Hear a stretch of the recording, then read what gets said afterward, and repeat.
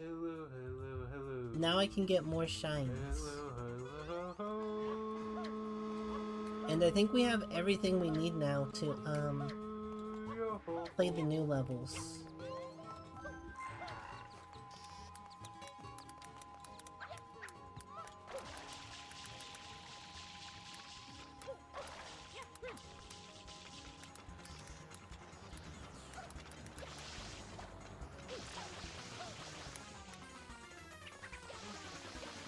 Oh my god, why isn't it doing the big... Yeah, there we go. Yeah, why isn't it doing that spray? That's what I wanted to do. What kind of keyboard? A Nintendo Switch controller. Yeah. Let's shut this shit up and go. Ah.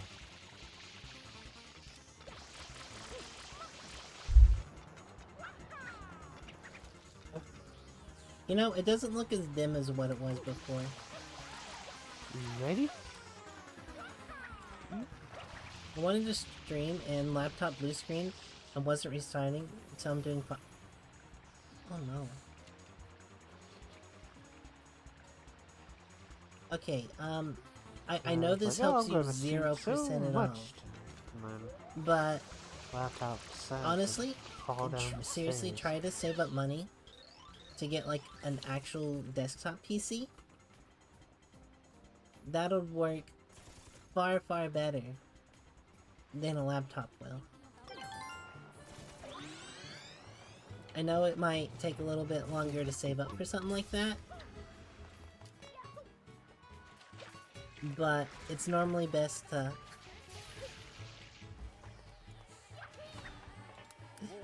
but it'll help you so much in the long run.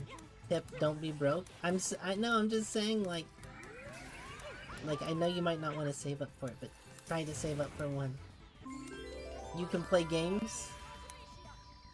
You can play mods.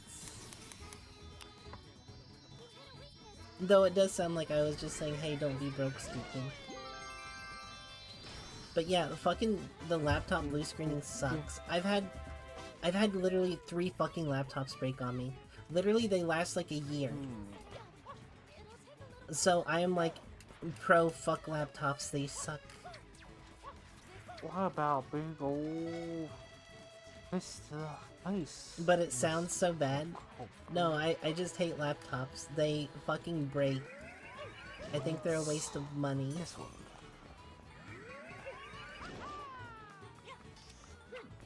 Like, I feel like you just look at them wrong and they fucking explode.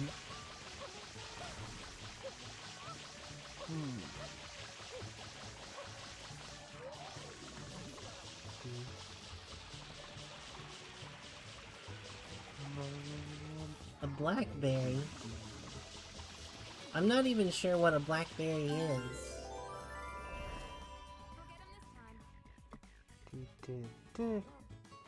They both lasted half a decade?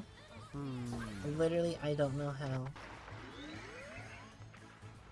Save that healing for your party mix. Mine literally worked like a year or 2 at most. And then they just stop all normal functions. But you're streaming now? Well, I mean, at least it's not completely bricked then.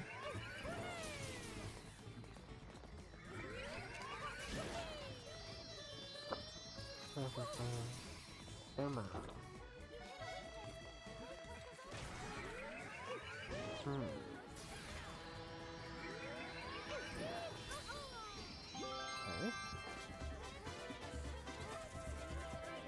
God damn it, Alex. Laptops these days don't have good health insurance. Oh. I did have a switch out the battery once or twice each, but that's usage off the charger. Well, it's like over time, the laptops literally fucking had aneurysms. Like, the closest I can compare it to is Like right now, how I feel like maybe the CPU of my PC is using more than it used to, so it's not running as good as it used to. I'm just gonna pop back up to the surface to get that full heal. The phone with a keyboard that came out dropped? What? Don't they all have a numpad thingy? Or at least the non-touchscreen ones? No. Back down.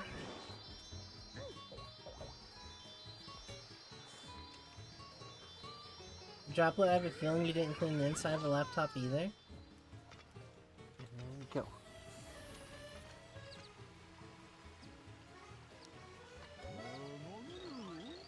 Howdy!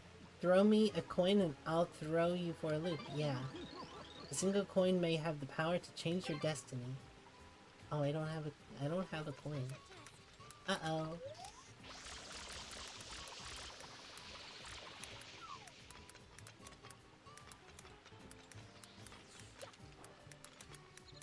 Man, it's almost, I almost thought that I saw Ark say something, but it's crazy. Last thing I've read is from David.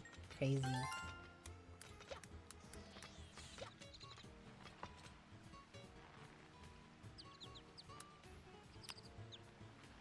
Blackberry wrong, and it's so funny. Oh, give me a second here. Go.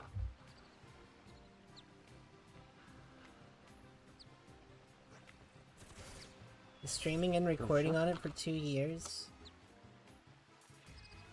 Bleh. Bleh.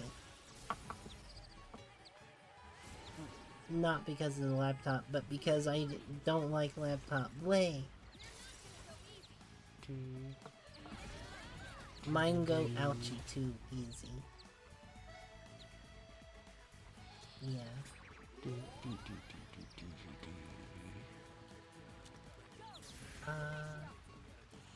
Yeah, sorry, give me just a second here.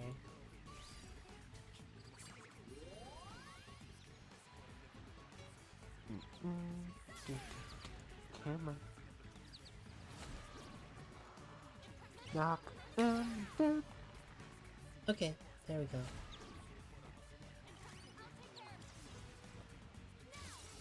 For some reason I thought Menace had nice magics. Why use laptop when can use tablet? Oh my god. So true. So true. Oh yeah, I need a coin. Hey, I need a coin. Oh, maybe one down in the sewers. Oh, sweet. Come on.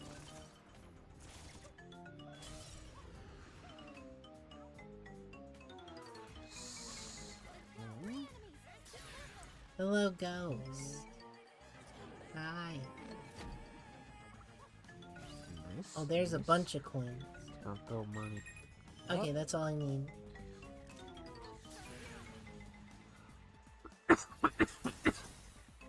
Like to have that.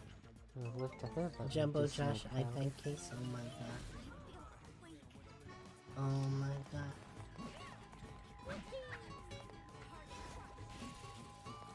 Droplet in denial about needing the clean tech. Oh my god.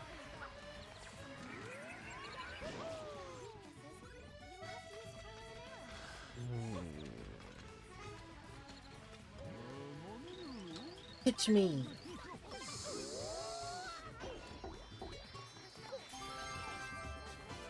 Go. There we go. No, we need that big. Cool, this is gonna be useful forever.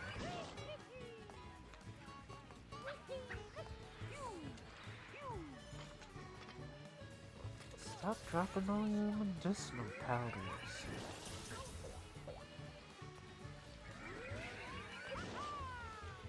Hello, Zimzom.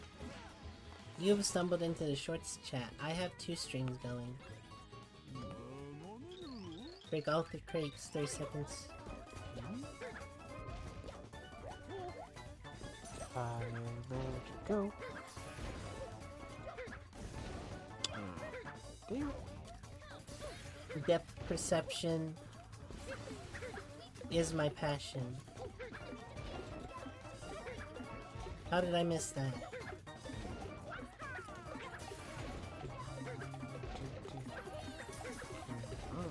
There we go. 1 second left.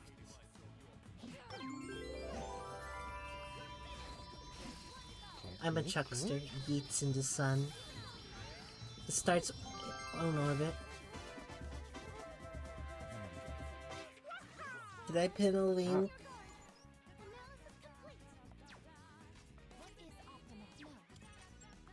Nope.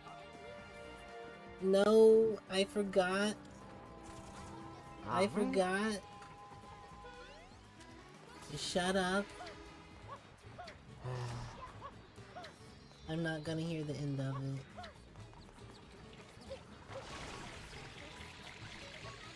You jackass.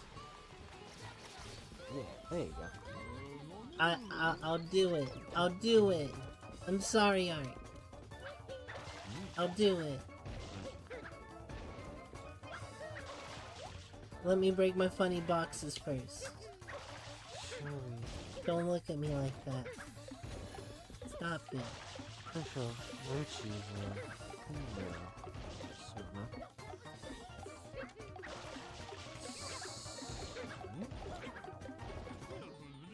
Stop it. I've been deceived. This is clearly a guy.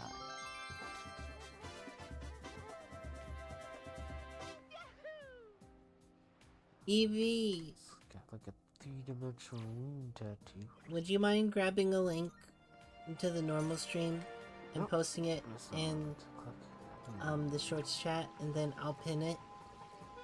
I'm not sure you're able to pin it, so I'll pin it. The council disapproves with your procrastination. It's not procrastination, I forgot. Alrighty, Zimzom. Have a good night. Mwah. Mwah.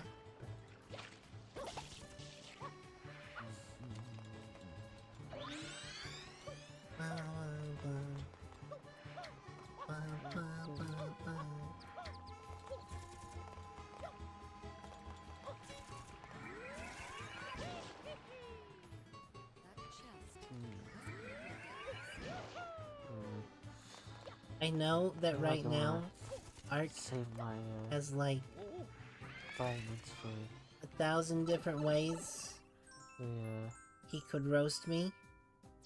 I know he's cooking them. He's setting on it. He's letting like it the cook. equipment ones. I'm scared. Yeah, just so you feel worth it to use it on the ones.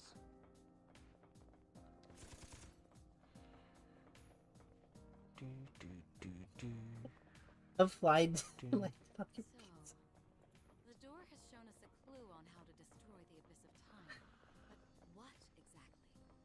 Oh my god. Just what is this place? Good question. Step me or something. Message pin. Somewhere. There we go. Oh my god. Why did the game suddenly get 20 times louder? I don't understand. Huh? Yes, I can work with that. I can work with that. Dun, dun, dun, dun, dun. Already can work with that.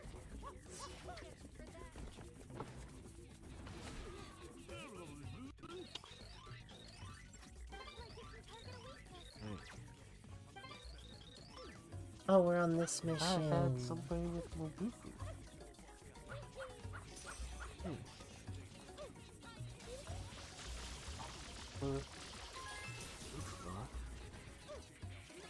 Yes. Big as a beanbag, $139. Get some help.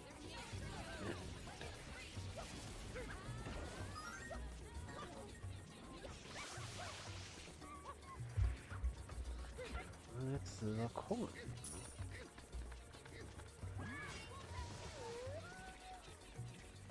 I like that I'm just killing those dogs. Like, I'm literally drowning them.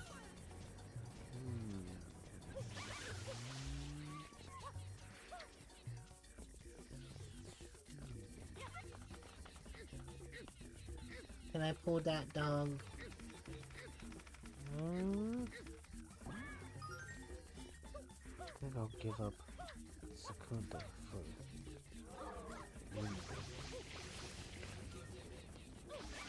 You know, when I was little, I never liked this level. Like, I mean, these ones in general. Like this area. I don't know what it was. I didn't like fire. I was like, God. Why is it gotta kill me? Yeah, look at him. Got the wiggles. So easily to win. Yeah.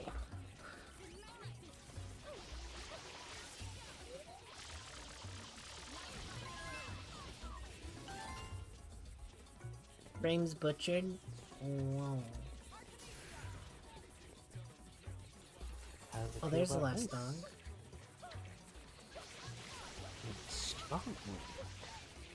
Evie, you must resist the urge to buy Jumbo Josh. It's not healthy.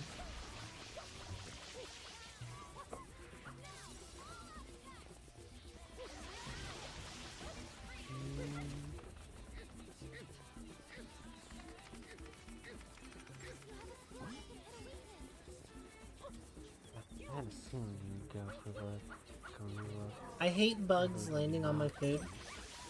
Like, literally, the only thing that will send me into the stratosphere. Disposed of and avenged. You want your house to be Jumbo Josh? Oh my god.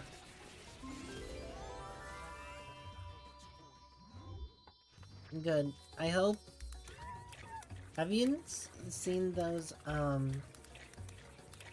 what's it called? What's it called?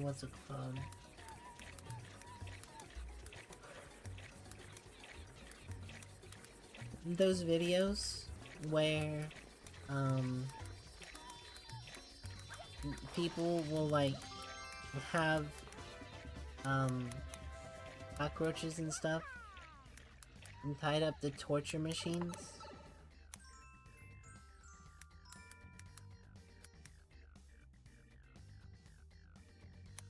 And pinball slingshot, oh my god.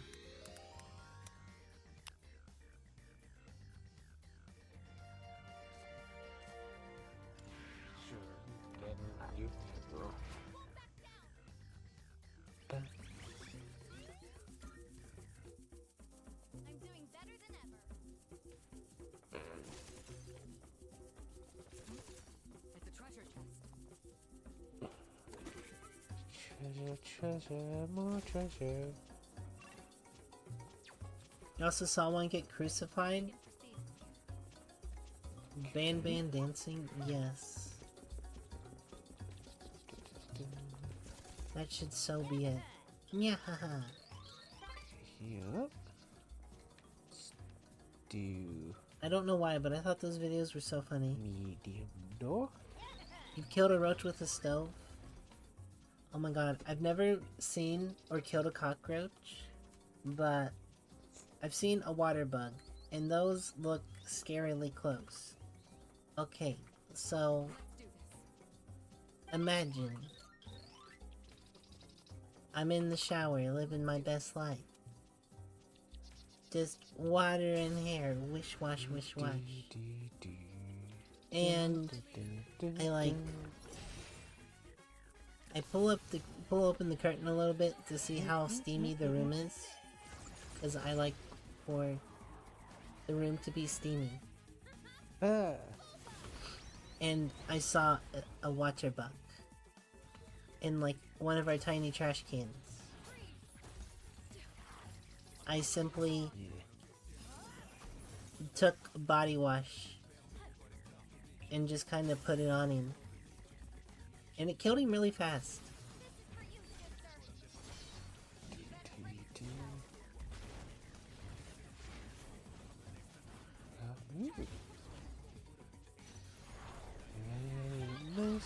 Yeah, I did a body wash, and honestly, Ooh. I burned a Yeah. roach. There. Toot, toot.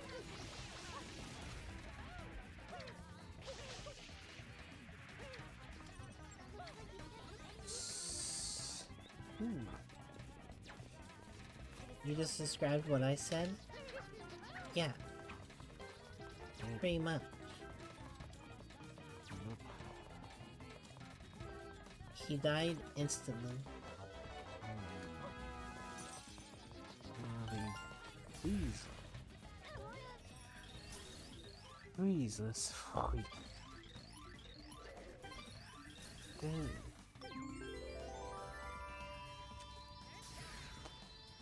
That's why when I read that, I was like, oh, you just said exactly what I said. I was like, oh my god. Well, someone gets off a lucky crit and builds up their DUG gauge again. The Goopy Inferno. Next turn, I'm definitely gonna. Goopy Inferno. Yeah. I'm gonna just use my I've tried to DUG spot her gauge with the again. Nerf gun. There.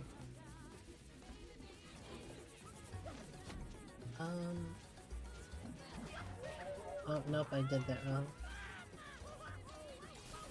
Oh wait, I could just do the long jump. Or no, I mess up the long jump. Alright. Looks like I need to try to do the level right.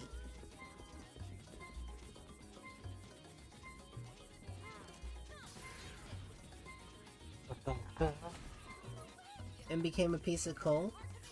I feel like I've heard of that. I feel like I've seen that.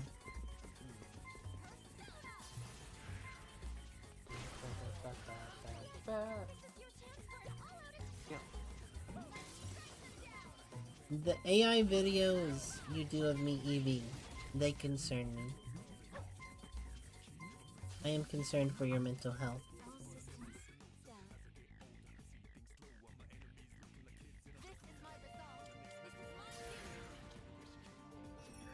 Pianta Pit, what That's the just gonna fuck? be a little eepy for a bit.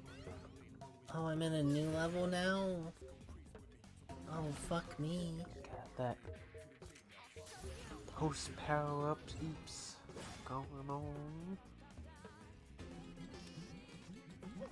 You feel powerful? Fuck that. That's some, like, extreme guy shit. I would never touch a button. What the fuck? Oh. Miss me with that. Not concern me, enlighten me. I'm scared.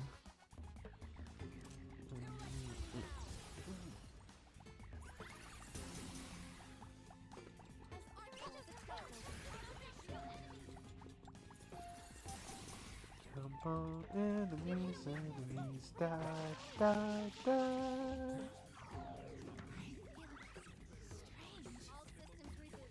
Hit him with the power of sun after baiting it out.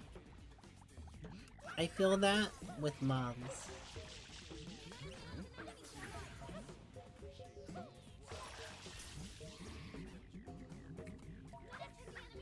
I'm always concerned for them.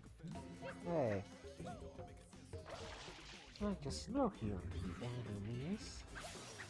Should be what you should be doing.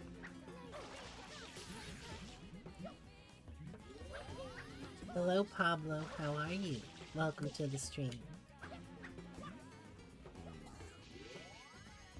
Oh, does this mushroom take me all the way back up? You're new? Well, welcome. Do that boo-boo again and again. Today's your Like birthday. that one up. Get close. Well, hold on. Happy birthday, Pablo. Happy birthday. She's hoping the car would gasp catch her on. You plan on doing anything? Oh, fuck, is this not where I'm supposed to go? I guess I'm not That supposed to go would, down here. Get rid of it. Pretty sure I can get rid of Karen.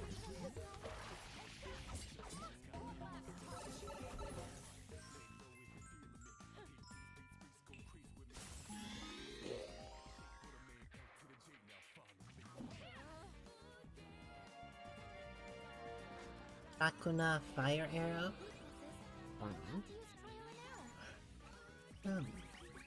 Alright, I just puce. I don't think I can get back up. Yeah. I'm stuck. Alright, I guess we're getting shines down here in the hidden layer. This team you can do puce. Why haven't they?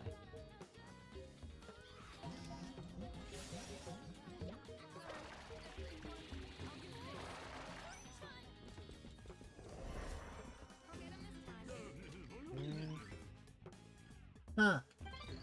I bet if we Piantas could jump higher, we could use those toadstools to get out. You can jump high, so that should be no problem for you, Mr. Jumpman.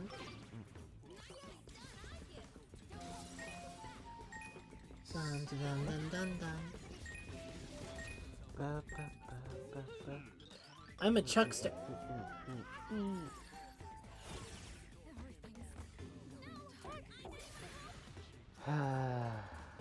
You bastard. Literally just threw me, yeeted me into non-existence. I can't even see. Literally nowhere for me to go. I swear I feel like I'm in, the Deku Forest. I don't know why, it just gives off those vibes. Very weird. Gotta have a meteor armor on attack. Dun dun dun dun dun. Okay, that looks very climbable. Excuse me, sir. Let's go, let's You go. ain't allowing no let's bugs wait, like that. Fair enough.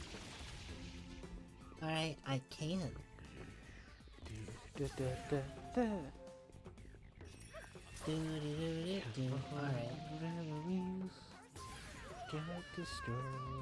Get destroyed.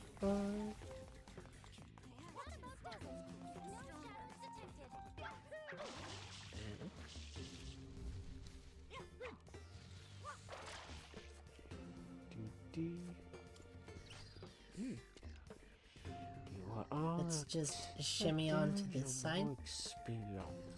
Then jump. More There we go.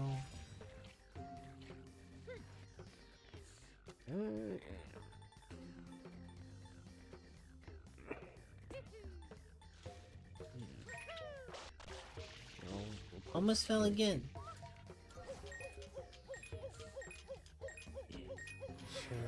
She'll bring more Stress variety to the levels. team. Pixel Cheesecake And then I just don't Said. even jump. Hey dude, I'm alive. It's good to hear. I went through it. Yeah. You all saw it. I went through the PC block. the laptop decided to blue screen. Just as I was about Blocks to go don't live. be blocking. Which is just so much fun. Don't you agree? Dormammu, I have come to bargain.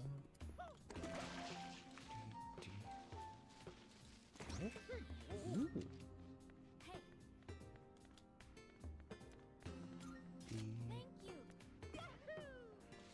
Yeah. Oh yeah, I think after today, we'll be in the 200s for, watch hours. I think for YouTube partner, we'll do another marathon stream. We'll see how long I last. I won't promise a set time, I give all the but I'll things try of to betrayal stream to as long as I can. Menace. That would probably not be a good idea. To kind of celebrate. Oh. Just a little silly idea of mine. GDC. Pretty sure I already have this area all Oh, I hear a shine. explored out.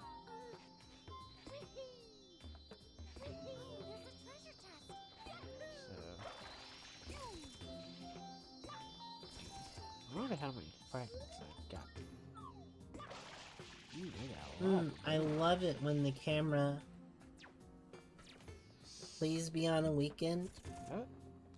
That's normally when I try to do them, because that's when a lot of people are like off. Is that so? Regardless, I'm sure you'll be giving us the best support you can. Yeah. So no worries about that. Look up. Team at the one directly in front of us.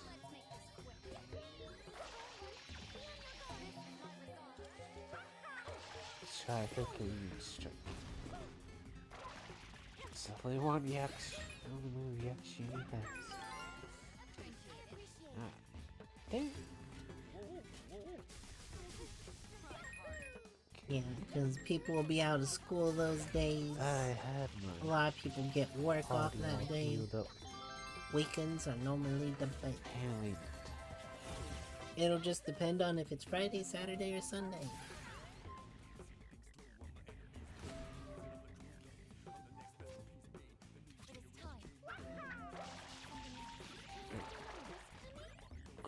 scan.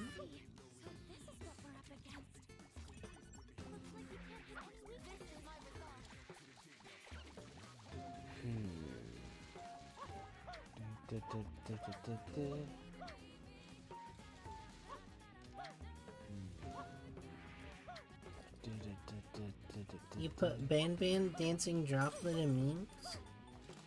The hell?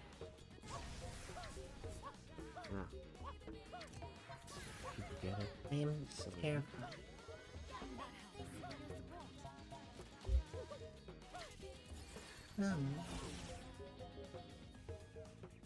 Okay, real talk. Why isn't my pause button working? Configure.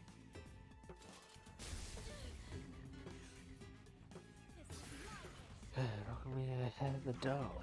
Let's be cakewalk. Okay. Okay, now it works. When Exit the- area, please. When I didn't target the hopeful to our cause. Getting these knights out here. Hello, Zane. How are you? Hi, hi, hi. It's gotten so much brighter now. I can get a few blue coins. Oh, that happy fast.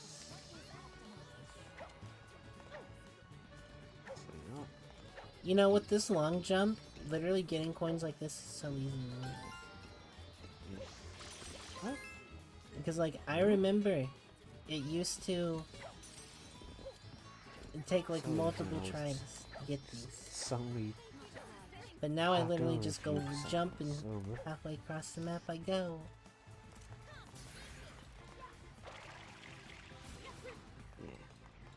knock those knights off their horses. You're gonna do a Leon Kennedy next?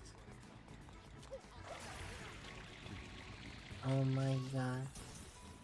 Yeah.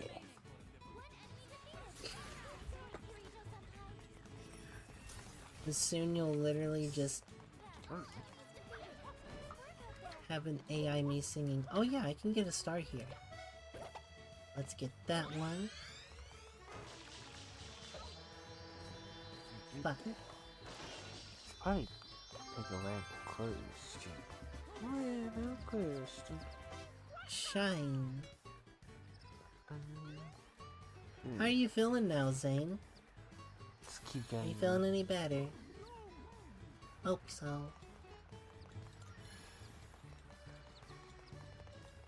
keep using the same website for questions and keeps spinning out the ones that we already answered.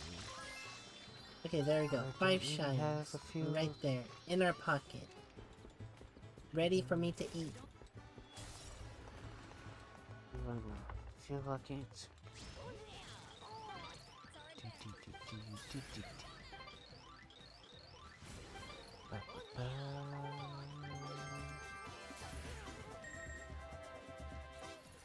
Let's fucking go. Yeah. Now it should have gotten super duper bright. That's Yeah. incredibly strong opinion you have that is completely unimportant. Took a heavy nap and Grand ate. scheme Well, that's of good. things. Glad to hear you're doing better. Oh, come Nappy's on. important. Much sleep, such yes.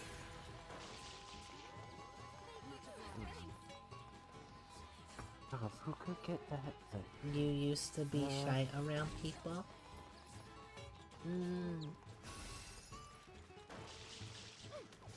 Saying that, I think it's easier to talk to people online. IRL, I still don't like it. Somebody sneezes, then you say bless you.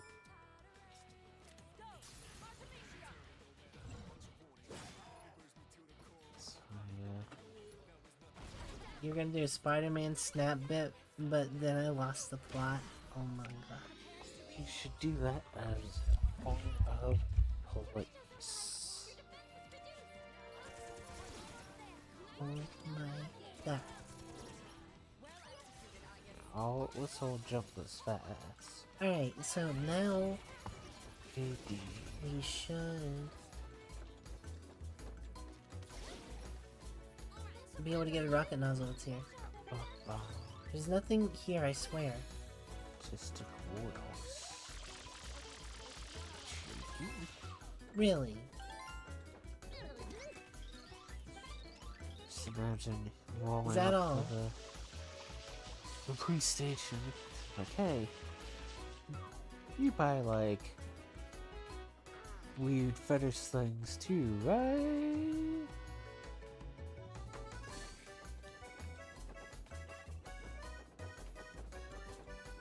Don't worry about how I got I don't this. just buy it. hit up people online. I'm like meaning more so in games. Though at least online, it's like I don't gotta see the person's face. So if they're rude to me, I'm just like, Simply the basic toxic behavior I see. Terminator. And I remember the good old Call of Duty days Shopping cart where you've done with you it. would get a kill streak and someone would say they fricked your mom.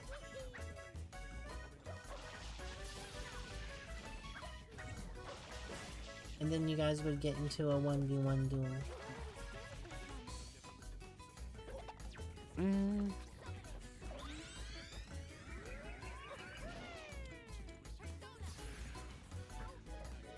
You know which party members. Next would will be the Droplet and Mario. Yeah, hero for Droplet Mario. going into the dungeon.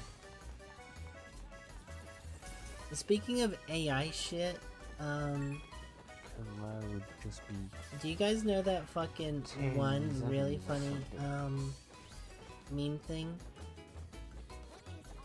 where they fucking have Mr. Beast and I think Kai Kent singing Chris go away, go raise up kids another day. I'm pretty sure I talked about this as soon as I saw the video. But there might be some people here who have not witnessed that. Really, all that for a coin? Okay.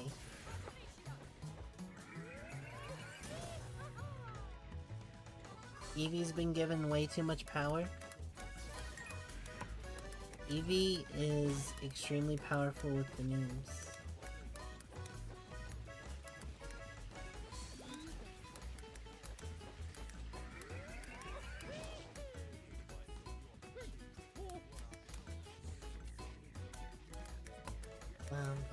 bum, ba-dum, bum. Bum, bum, bum, bum, bum. And honestly, he keeps one-upping it. I'm right now in the process of trying to talk him into getting a droplet car wrap.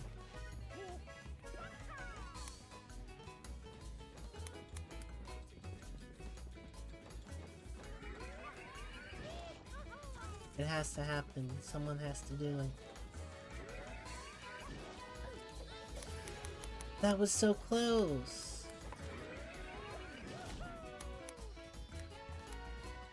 Which is taller? I think that platform right there is. That's pretty expensive. I know, I say I'm talking it into it as a joke.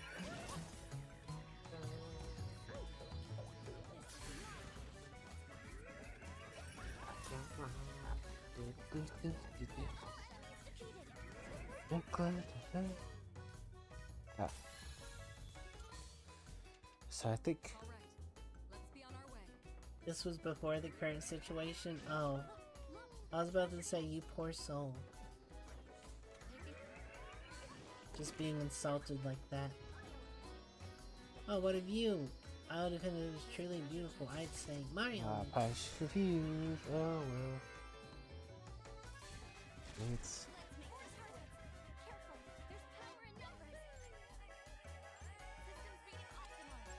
Okay, I guess we can try now to, get the red, what? what's it called? Red coin star, not key.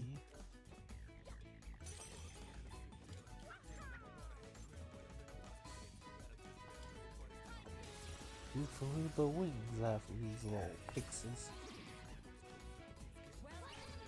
Oh, Cupid bastards. The painted saran wrap car goes hard.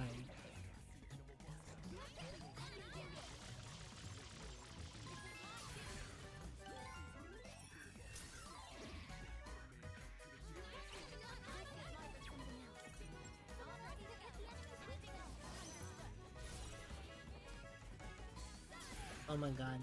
Someone wraps the car and then you know how they have those like GB versions of VTubers just vibing out real hard to like rap music and stuff? We need to get me one of those.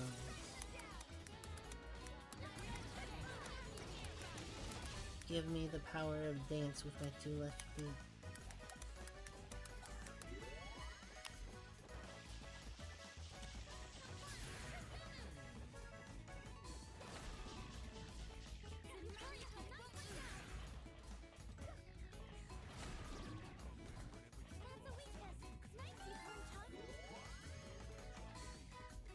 Do.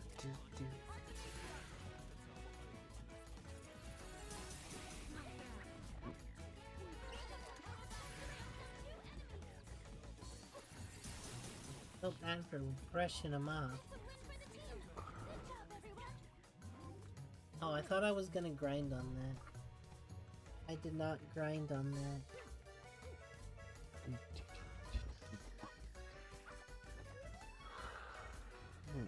There's another red coin. Oh, there's a blue one. Cups.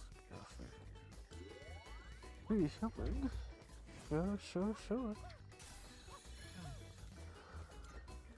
This will make me more effective than that. What character should you do dancing with me next?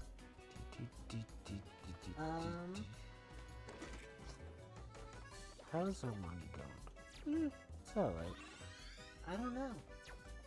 I won't go far at the police station. No, sirree. Oh no. Da-ba-ba-da. People get surprised. Big Boo. Big Owl. Big War. Stay alert. If that makes sense. Yeah, you know it makes sense.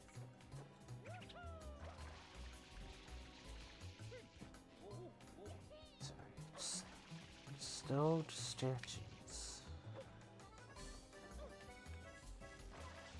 Yeah. Oh, So there's I a can right pop coin. back up to the surface. Hello, America, yeah. I'm always here for you. There's one.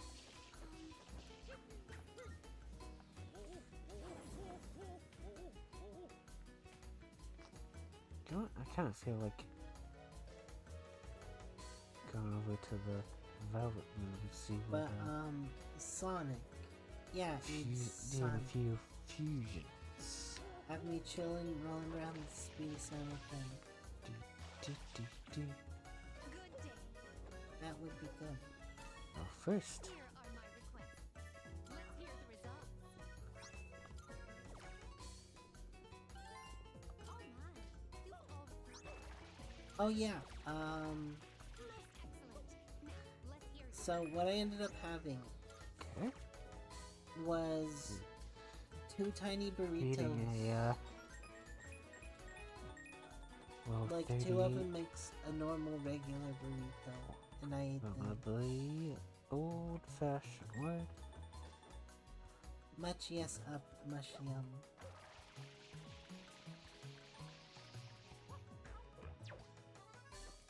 Ah, very well. Pop wow, off. wow, wow. And Wow, wow, wow. How splendid.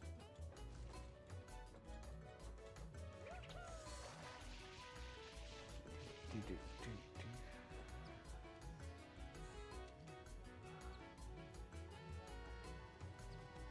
Oh, hi guy on fire.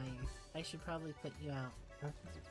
What's it? Blah, blah, blah, blah, blah, blah, Another blah, blah, blah. elevating you to greater heights.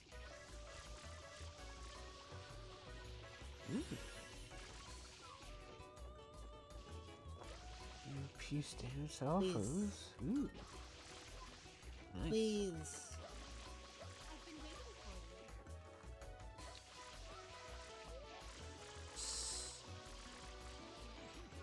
Thank Increasing you. significantly. It's proof of the hard work you've been putting in. Truly is wonderful news. Okay, So, just for a in turn, brief I would moment. like to offer you my help. Reduce the cost 8 of of summoning them a have been persona found. from compendium. Consider it a little gift from me. Hope you make good use of it. How may I assist you?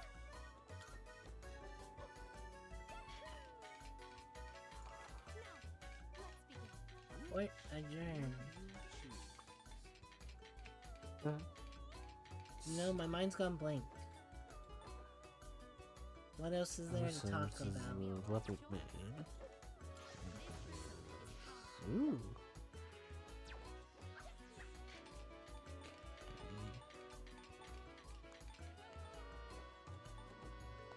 Head has gone empty. Head I has lost have. topics to talk about. Head is in confusion. Head needs help. I am literally inept at depth perception. Different types of Pokemon. This one is somewhat beneath. Nope. Uh, Do, do, do, do, do, do. This persona is powerful. No, Is this acceptable? no. Wow. You can't control this one yet. I don't want that one. hold on, stretching. Let's see if I do. Medium? This persona, yes? You know, in Pokemon Diamond, I don't know what generation that is. I love Piplup. I don't know. Piplup, literally my favorite. So cute and penguin-y.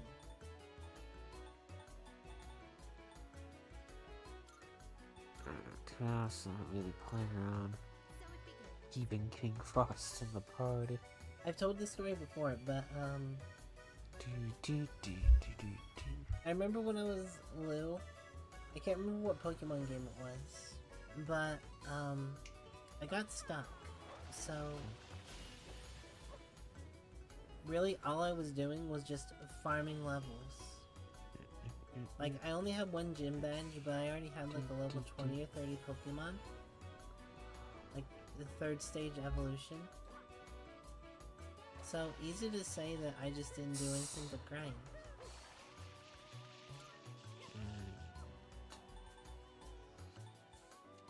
And I found a Geodude. Nope. But the Geodude was yellow. I thought it was a glitch. Nope. I'm not even gonna lie. And because it was a glitch, I thought, oh my god, I really need to catch that. It looks cool. And ended up not having enough Pokeballs. So I killed it and then tried to find it again. I was like, there's no way only just one of this spawned. Only to be met with despair. So let's do a summon of again. Where are the rest of these red coins? Can my ladies do dark?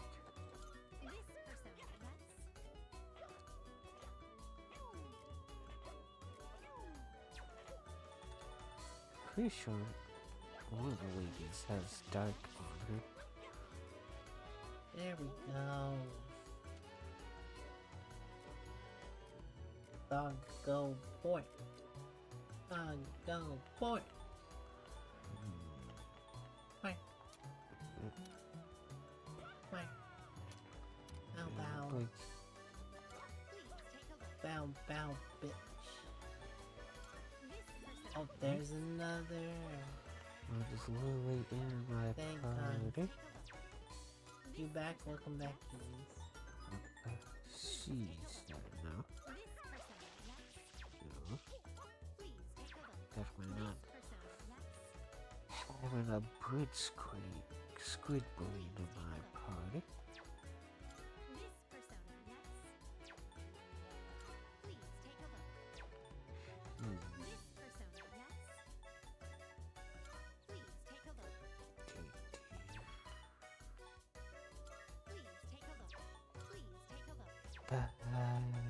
Come on. You enjoyed flying around?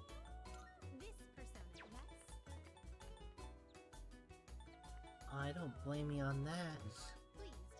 Anyway, Charizard do make it helpful. wanna have a dark power?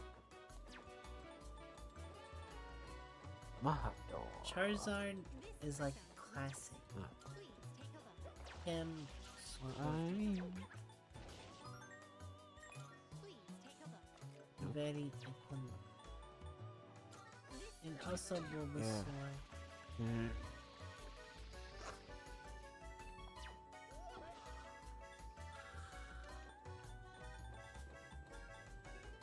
Ah, literally only have 4 coins.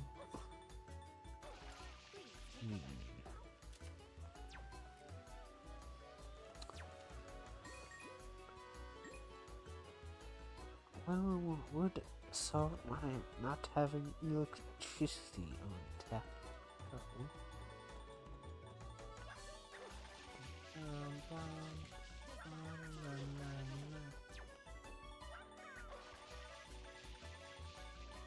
Yeah, we'll summon Lily.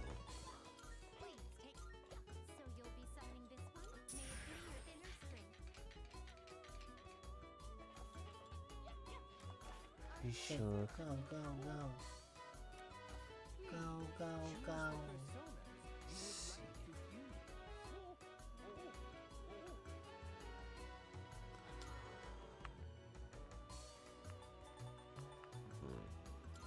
Dun, dun, dun, dun, dun. Get Hama, Ufula, and the airway. Oh my This is god, I definitely love, look at that. I love the idea. tiny Delfino Plaza.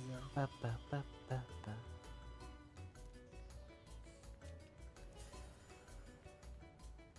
Ba, ba, ba, The ba. map doesn't feel like it has enough room for so many different maps, but it just kind of somehow works.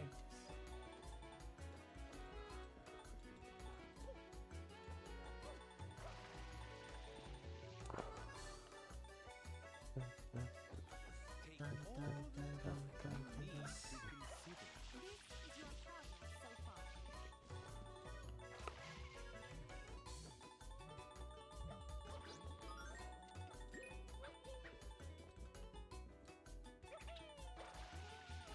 Which one is the ugly thing again?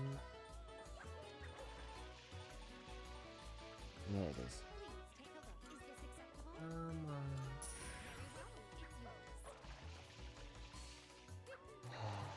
Can I use?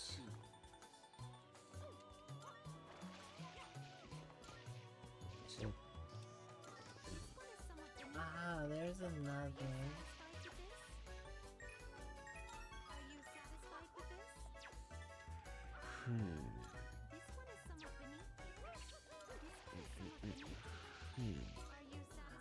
No?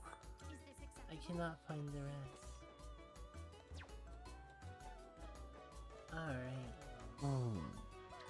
Ah, there's another.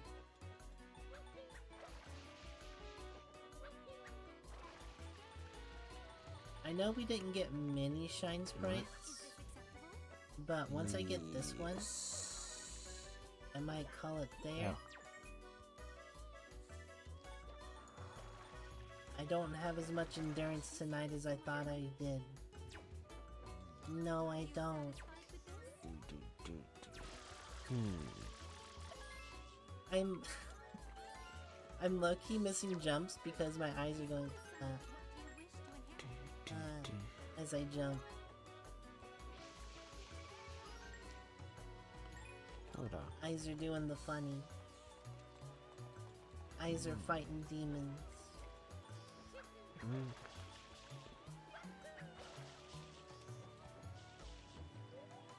Not much endurance drop, it's been 7 hours.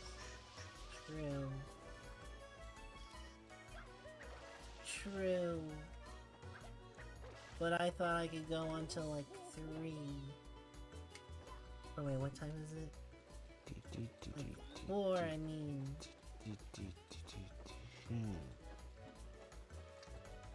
And a time to rest. I know, but I wanna play. Play. About to deal dark damage.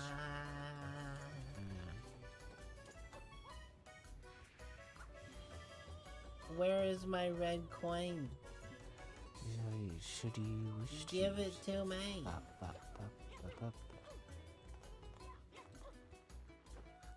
Give. So let's see.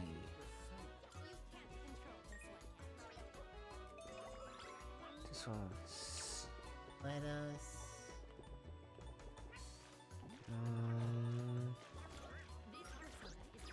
Yummy. not the horse or the elephant. Yummy.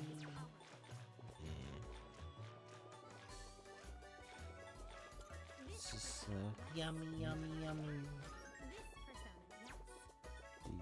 Oh, is this where another red coin is?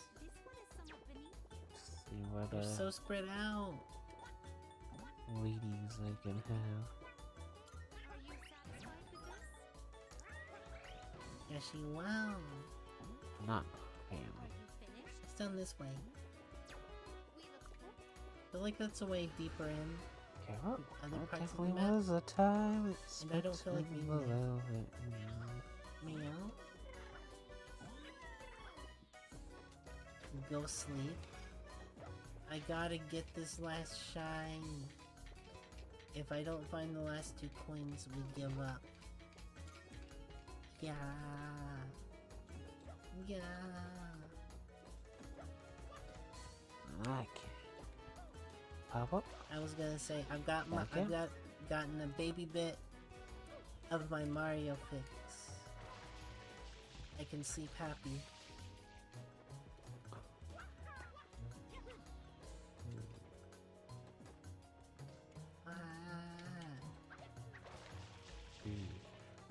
back.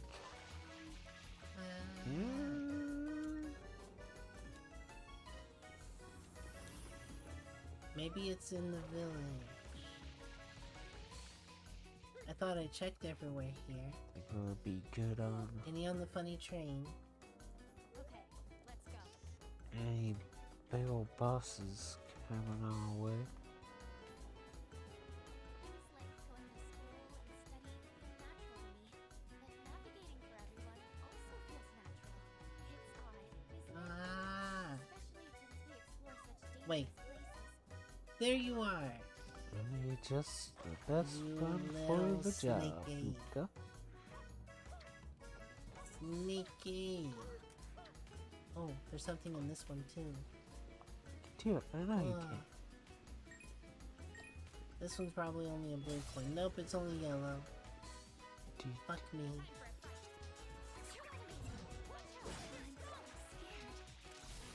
These red coins are yeah, not nice at pop all you. all. They are bullies.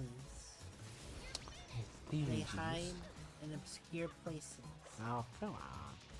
How dare they? Are you all charged up, controller?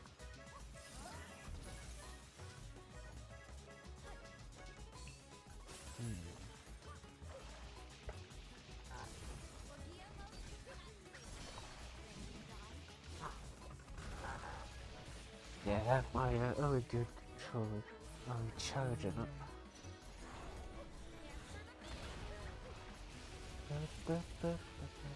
There it is. Give me your. Absolutely trans. Yeah.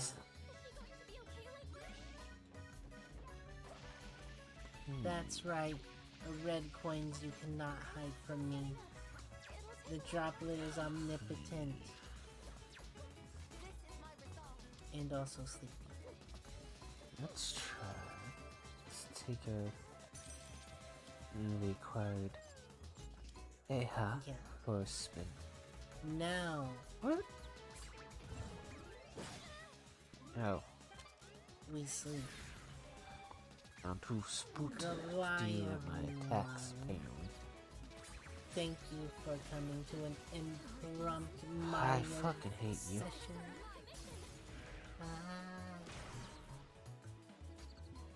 Had to get the Mario grind out of me. You'll have to use trial and error. Yeah, good night. There you go.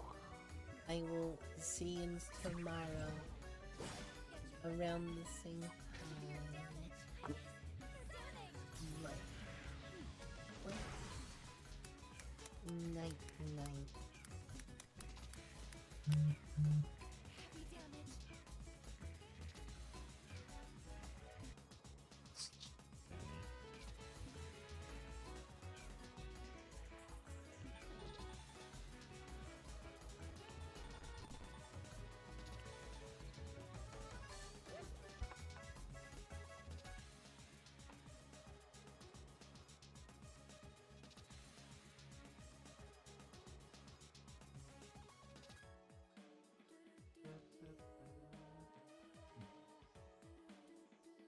Well, well, well, hello everyone. Are you ready to sail the seas in a journey where we laugh and cry, love and hate, kiss and hug? Although some of you probably would rather not. Unfortunately, when it comes to Luffy, hugging isn't really a choice. He's just so full of love. Can you blame the guy? Let's actually get to the point here because I don't really know how to start this video considering I'm kind of vibrating from excitement to get into it. Sorry, we're jumping to my face immediately. Get ready for a Mel jump scare. Hello, it's me. I apologize for throwing you guys straight into the oil for this one. I usually enjoy creating my fun intros too, but we have a huge topic ahead of us today. That topic being the narrative and thematic evaluation of the East Blue. I've done many essays on the characters of One Piece, and I think it's time I finally tackle arcs. but much more thoroughly than I have done before. What I'm saying is this is going to be a whole new series on this channel, a series in which I analyze the arcs in linear order, understanding how these arcs connect and how important themes and characters have been established and evolved throughout the One Piece series. This series is basically don't skip any One Piece arc, so I will break into your house and get you. I've already done videos on Skypiea and Whole Cake Island, but with my extensive rereading of each arc per video, I will be touching on those arcs again too, because I want to cover everything. It's a tall order and others have already done this, but I want to add my 2 cents too. I love making you guys appreciate One Piece more than you already do, so hopefully this video and these upcoming videos will make you appreciate the arcs more as well. And yes, I mean all the arcs, even Skypiea, even Long Ring Longland, even Thriller Bark, because they will be touched on, they will be polished, and they will be appreciated. But for now, let's go back to the East, because it only makes sense to begin from the start. I am a firm believer that to make sense of a story, you have to go from the beginning. If you work your way backwards from a story and it doesn't make sense the further back you go, I think you've kind of not succeeded in your narrative. That might just be me, but an ending can only be an ending if it wraps up the beginning in both an understandable and satisfying way, whether unconventionally or not. Not only that, but beginnings are really, really hard. You're not only setting up your whole story, but you have to be engaging and you have to give promise of what's to come, all while being in your earliest stage of writing. As a writer, that's very difficult. It's why the start can make or break a story just as much as an ending can. But I think Oda has done a fantastic job with his beginnings, and I can't wait to show you why. This video is about the East, or as I like to call it, the Pokemon Kanto equivalent of the One Piece world, because if anything keeps getting remade again and again and again, it's this damn arc. And yet, throughout all these remakes, they hardly change anything from the original manga, and that's probably because there's not too much to polish. The way this video will work is I've compiled all the mini arcs within the East Blue Saga, or the East Blue arc. It may not be the official way of doing things, but it's the easier way of doing things, because I'm not making 4 to 5 separate videos per mini arc within this series. This video will be going into Romance Dawn, Syrup Village, Baratier, Arlong Park, and Logue Town. Things like Orange Town will be included in the Romance Dawn section because that whole area just kind of mixes together. I will also be going only through the manga. I will not be including anime editions, book editions, or any outside sources. We're going through the story from the story. So this is a tunnel vision viewing of sticking strictly to the manga to see if it holds together on its own. In terms of the themes, this is about the establishment of them. What did the East Blue do? What did it set up? What did it introduce? What did it promise? And how did Oda write the heart of it? So sit down, bring a loved one with you, and we'll explore the depths of the East Blue together. But before that, it's sponsor time. The East Blue may be the tamest sea, but there's still threats and dangers to be found. And you can sail these seas peacefully, all while fighting off master swordsmen with NordVPN. I use NordVPN every day, and I love it with all my heart, because it makes sure my internet searching, browsing, and history is completely protected. That means no bugs trying to crawl into my damn computer. NordVPN also hides my IP address and keeps me safe from spying. And that means it can do all of that for you too. So you can safely Google something like, say it with me baby, Zoro's big fat boobies. My natural NordVPN also act. protects you from pop-up ads and malicious Oh. malware. So if Zoro's big jugs were hiding any viruses in them, NordVPN will bat them away for good. It also allows you to be thrown anywhere in the world, to go meaning if you want to see pirates, 'cause I Japanese love ads One on Piece YouTube, because that they're being much. very mean about adblock these days, NordVPN can do that for you. Just set it to Japan and you're off. It can also give you access to killer. any country's version of Netflix or multiple streaming services. I personally use it to watch different anime that are available in different countries, especially One Piece movies, because it's a damn Definitely pain to nice. find these things for some On reason. the other one. And with my link below, you will get the best NordVPN deal Just yet. bounce You can them get off 4 the months floor. extra on a 2-year plan, and it's risk-free with Nord's 30-day money-back guarantee. NordVPN can be your protector, your savior, Fuka, your by the lover, time while it comes browsing back to me, the you gotta online get your shit world. ready. A VPN is so worth it, and NordVPN especially gives you a great deal and a great online experience. Be sure to well, use maybe my we could link just below die. in both the description and the pinned comments, and you'll get a fast, safe, and cheap VPN. So grab that deal now, and thank you so much NordVPN for pick sponsoring this Mabufu? video. Alright, with that out of the way, Does it let's get know into that I it. We're don't plundering want into to the heal? somewhat tame yet still my terrifying enemies? waters of the East, starting with Romance Dawn. Ooh.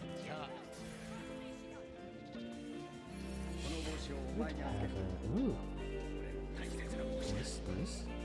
Good old. Who and what is introduced in this arc? Well, it's the start. So it's Roger, Luffy, Shanks, Kobe, Zoro, idea, Nami, Tuss. Buggy, Hit and with the Gaimon? We also have an introduction of pirates, devil fruits, mountain bandits, the marines, the Grand Line, and the blooming of dreams. Now, what's important in this Hitting arc? with the Let's count them. blue Roger, fuzz. Luffy, Buggy, Hitting where it Buggy, hurts. Buggy, and I nearly forgot Buggy. I'm just kidding, of course, I just really like Buggy. In all honesty, it's hard to pick and choose the importance of everything because everything we are seeing from the start here are things to pay a lot of attention to. Admittedly, One Piece you does met the feel one it has a person with semi-slow start, but that's mainly because of Luffy Patra. being directionally That's the aimless one when that looking for got his hit. crew.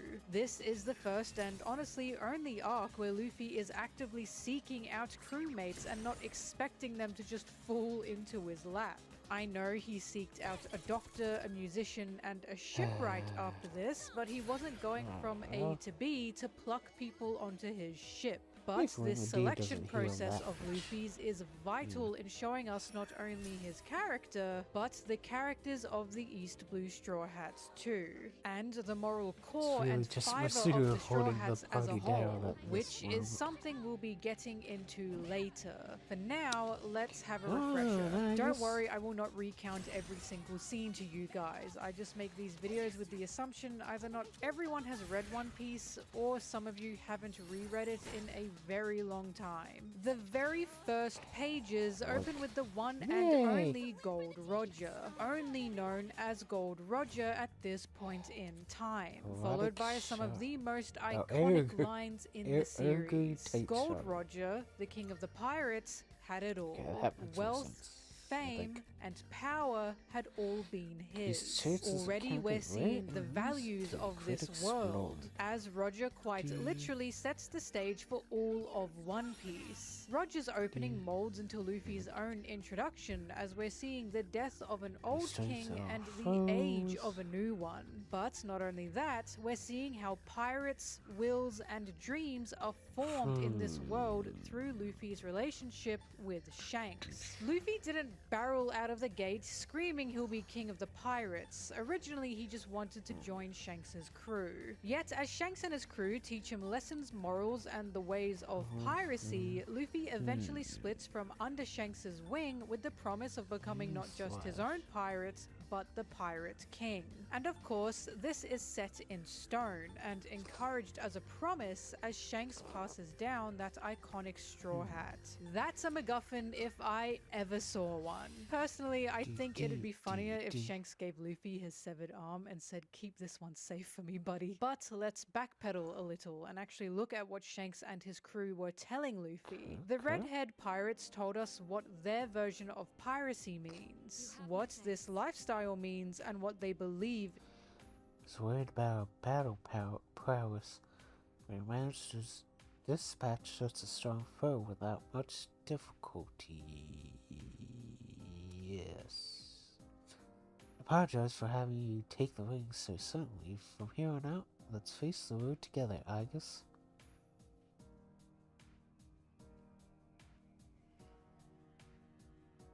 Just you and me, me and me and me. I'll be relying on you. There may not be much I can do to help, but I promise I'll do the best I can. Expect we have a lot of ground to cover. Let's make sure we're all prepared and press on. We better watch our step. Let's step out for one little bit so I can blow my nose.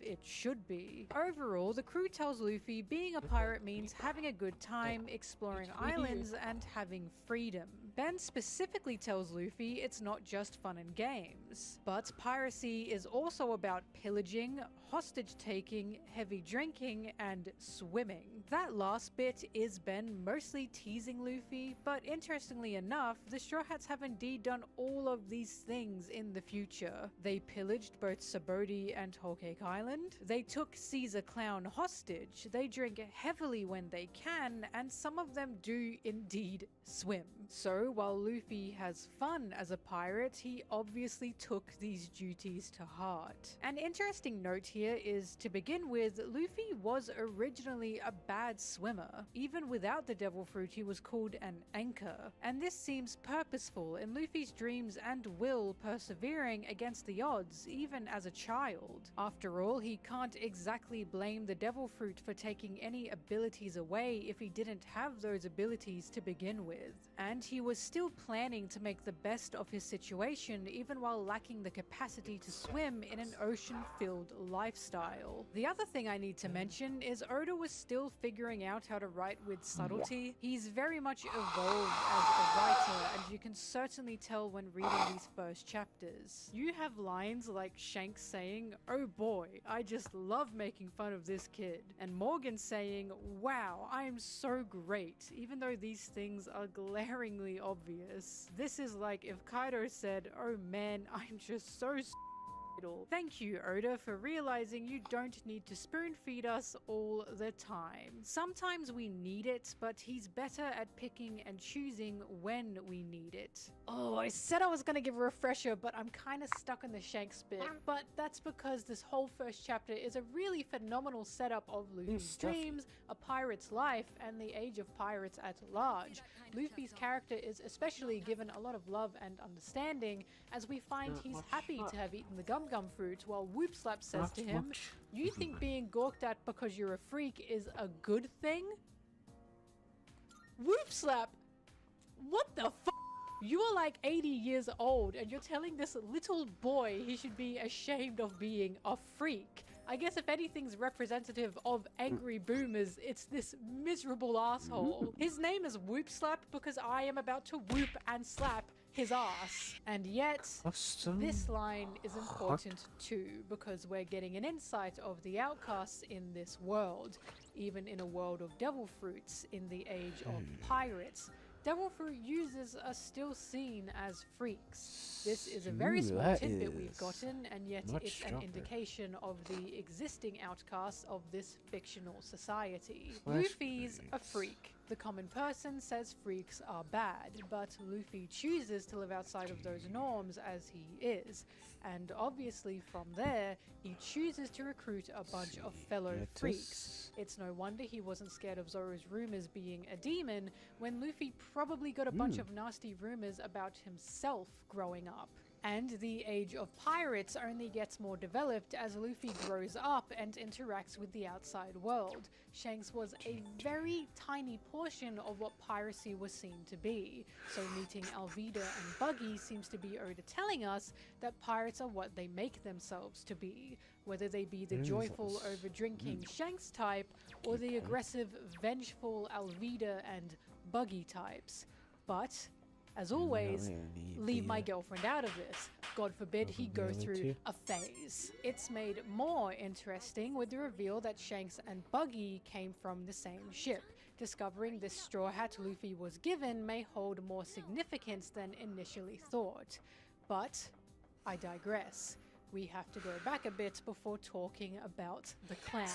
My favorite part of Luffy's literal first day of piracy it's and made my out favorite compound thing Oda did titanium is show alloy. us that Luffy really does just get into situations. The first thing that happens is Luffy gets sucked into a whirlpool and all he thinks is, oh well, It's different. if I die, I die. It's At still first, far off. this might seem ridiculous, Sense but a this strong world being enemy randomly somewhere perilous in the had to lower be forest. addressed first and Wait. foremost. We already Wait, got this this reading info I'm with the getting. mountain bandits and the sea monster during Luffy's childhood, I'm but we Steve's keep finger. seeing it again and again and can't- again, from I Luffy's can't lock whirlpool onto it. fiasco to Kobe's Try situation again. to Zoro's See if I can capture pinpoint. to Please Orange be Town's careful down destruction there. and even to Gaimon's whole thing. Luffy is a naturally happy guy, but that big fat smile aside, this world is very sure? dangerous. There's many unfortunate people and unfortunate there you go. situations happening in One Piece, and establishing this as soon as possible shows us just how fearless Luffy really is to set out with this big fat grin. Good, Luffy's fearlessness is what inspired Kobe to stand up to Alvida and chase his own Yeah. dreams. Kobe being the first person Luffy ever inspired, Can't- and just Luffy can't didn't stop even have a winning. single crewmate yet. I think it's a fantastic idea of Oda to show Luffy's influence with a Marine wannabe first, rather than someone like Zoro. That way we can see straight away Luffy's influences reaches beyond his crewmates and even beyond pirates. So Skip once it, recruiting Zoro after meeting Kobe, Grenade still Zoro being does a so-called pirate Jeez. hunter, Luffy's effect doesn't seem so far-fetched. Speaking of Zoro, if we get back to the writing, it's pretty clear Oda was still figuring Zoro out at this point in time. I've laughed about this in a previous video, but Zoro did not sound like Zoro here at all. He's quite literally begging Kobe to untie him while bargaining with him. For a man who takes promises and his words seriously, this feels very out of character now. You could say this was just Zoro's starvation talking, but considering they left these lines out of the anime, it's very possible Oda hit himself in the head for that. Cut the man some slack. We're not all masterful writers and character building entrepreneurs at the age of 22? Jesus Christ, what have I been doing with my life? Zoro's introduction is very important, not just because he's the first crewmate to be recruited, but because he demonstrates a very important theme in the world of One Piece. The theme being misinformation. If you haven't noticed, One Piece is very, very adamant on the effects of misinformation, on the danger of rumors, and on the wickedness of purposely hiding history. Zoro doesn't encompass all of these things, but he plants the seed for this topic that is constant throughout One Piece. Our first introduction of Zoro is Alvida telling us he's an intelligent pirate hunter who's clever enough to break out of prison on his own. Already it's a little bit laughable. Kobe tells Luffy that Zoro is a terrifying man and a demon who hunts down pirates in cold blood. And the town holding could Zoro see the hostage is terrified at even hearing Zoro's name. Then we meet Zoro. We get to know Zoro. And Insides not of only the, does he try to save a little girl from the Marines, but he eats her rice bowl off the ground and tells Luffy to thank her for the food. The little girl vouches for Zoro, telling us he's not a bad man, and Kobe can't seem to fathom the truth of the situation. Following on from this, we find out Zoro isn't even a pirate very hunter. clear. At least he doesn't believe himself to be one. He never called himself that, Oh, so fuck he you. doesn't consider himself that. And his cold-blooded killing and hunting of pirates of the East turns out to be that he got lost and he needed money to be able to eat. Being directionless and hungry while taking advantage of the Marine's bounty system turns you into a demon, apparently. This is clearly information we must keep in the back of our heads with how this world and its powers will twist someone's story and life to be what they want it to be. This pirate hunter misconception is so established that Zoro is still called it to this day, even while being a pirate. The Marines and newspapers just really can't let it go. The Marines being extreme is also shown around this time, and there's something to be said about the Marines capturing and fighting with someone who's apparently a pirate hunter. You'd think that because Zoro is only hunting pirates, they'd have no problems with him. But I guess anyone who kills pirates outside of the Marine system is not seen as a hero, but as a demon. Once again, it seems to be part of the world building here. It's seamless in its addition, then made a bit more obvious as Morgan tells his squad to not only kill a little girl, but to shoot themselves in the head for disobeying him. It's a little bit much, but Oda is really trying to get across the moral goods of this world are not really the moral goods at all, and indicating to us there's a deep-rooted problem with the Marines from the get-go.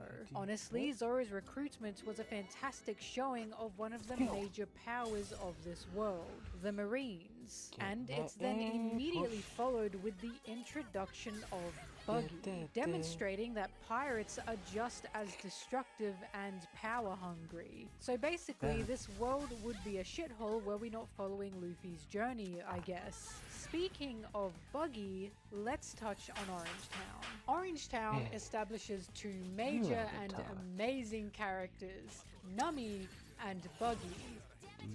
Three if we count Choo Choo. This mini-arc opens with Nami tricking Buggy's crew, conveying her intelligence of weather, her flawless trickery, and her thieving nature. That's 1, 2, 3 things we learn about Nami from the get-go, and as simple as this introduction is, I would also call this flawless. It was fun, it was smart, and it even incorporated Buggy's crew to connect her smoothly to Luffy, all combined with the fact Nami doesn't fight physically to get what she wants, at least not traditionally. Not with fists, not with weapons, but by manipulating the weather to her advantage. Gosh, I wonder what that will turn into. Climate act. Nami also voices her hatred of pirates, not exactly joining Luffy's crew, but forming an alliance with him. I know you all know this information already, but this is called setup. For what payoff exactly? We'll get to that much later. After Nami, we meet the man of the hour and my girlfriend, Buggy the Clown. Buggy is the first character we meet outside of Luffy who has a devil fruit. So now we know Luffy's Gum Gum power is specific, and also that these devil fruits can be found around the world. Now, from Luffy to Zoro to Buggy to Choo Choo, another theme is being established here. And that theme is the theme of treasure. Pirates love treasure, as Buggy says, but Oda puts a twist on it within his story. Treasures in One Piece don't tend to be jewels and gold, but instead, they're personal items of significant importance. Wado is Zoro's treasure, although I can't remember if he ever said it, but it's important enough that Luffy getting it back meant joining his crew.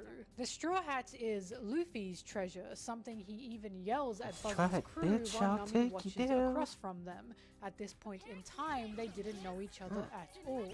Nami even questions why such a thing is his treasure and assumes there must be jewels or a map hidden within it. Buggy's own backstory is literally about hating Shanks because Shanks took his treasure from him.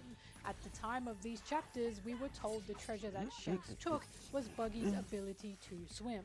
Therefore, he took the ability for Buggy to find treasure in the seas. But remember, misinformation has become a set thing within this series. So with hindsight, we can probably guess the treasure in question wasn't a literal treasure at all. But if not physical, what was the treasure Shanks stole from Buggy? His dreams. For those who know, I know you know what I'm talking about. Nummy's treasure has not been brought up yet, but her own fondness for money falls into the treasure category right now. And that brings me to Choo Choo. This is why this dog exists. Choo Choo's treasure was the pet store his deceased owner built. And that's why Nummy and Luffy become fond of this little dog once being told of Choo Choo's determination to protect his own personal treasure. Choo Choo is a very bittersweet carrier of the majority of themes within this series.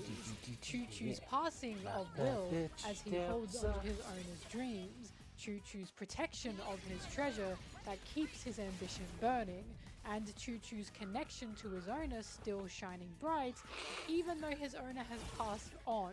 Choo Choo is essentially the Straw Hats in dog form. All of them.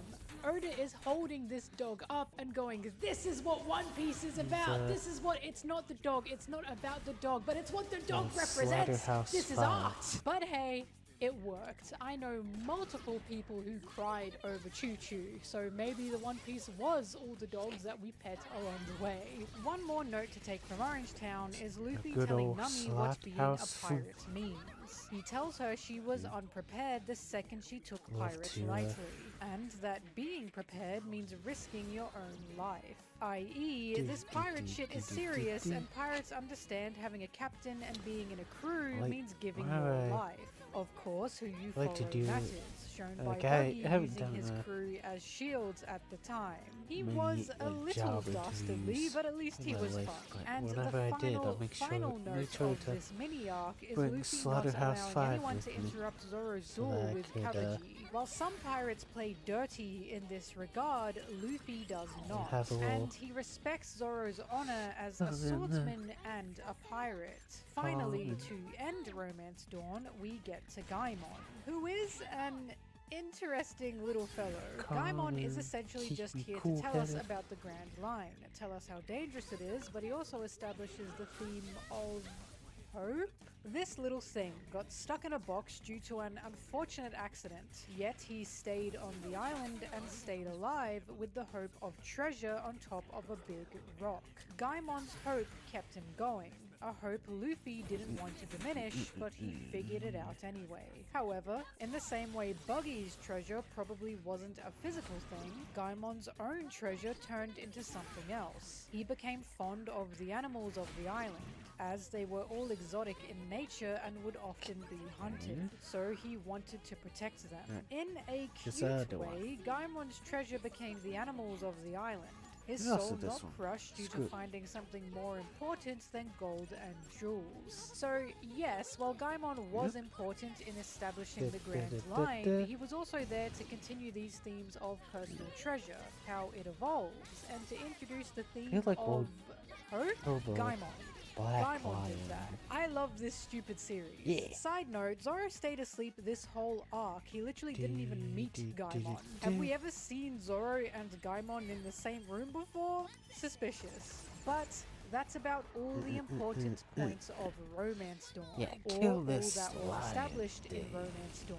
Oda's writing was a little bit blocky here and there. He was especially really heavy on the narration boxes at this point in time, but we can already see him improving through these few chapters. Either way, Romance Dawn was perfect in setting up the harsh world of pirates, the iron grip of the Marines, and Luffy's brilliance as a character. So, with that done, let's move on to Syrup Village. So many ways to beat this. Lying down.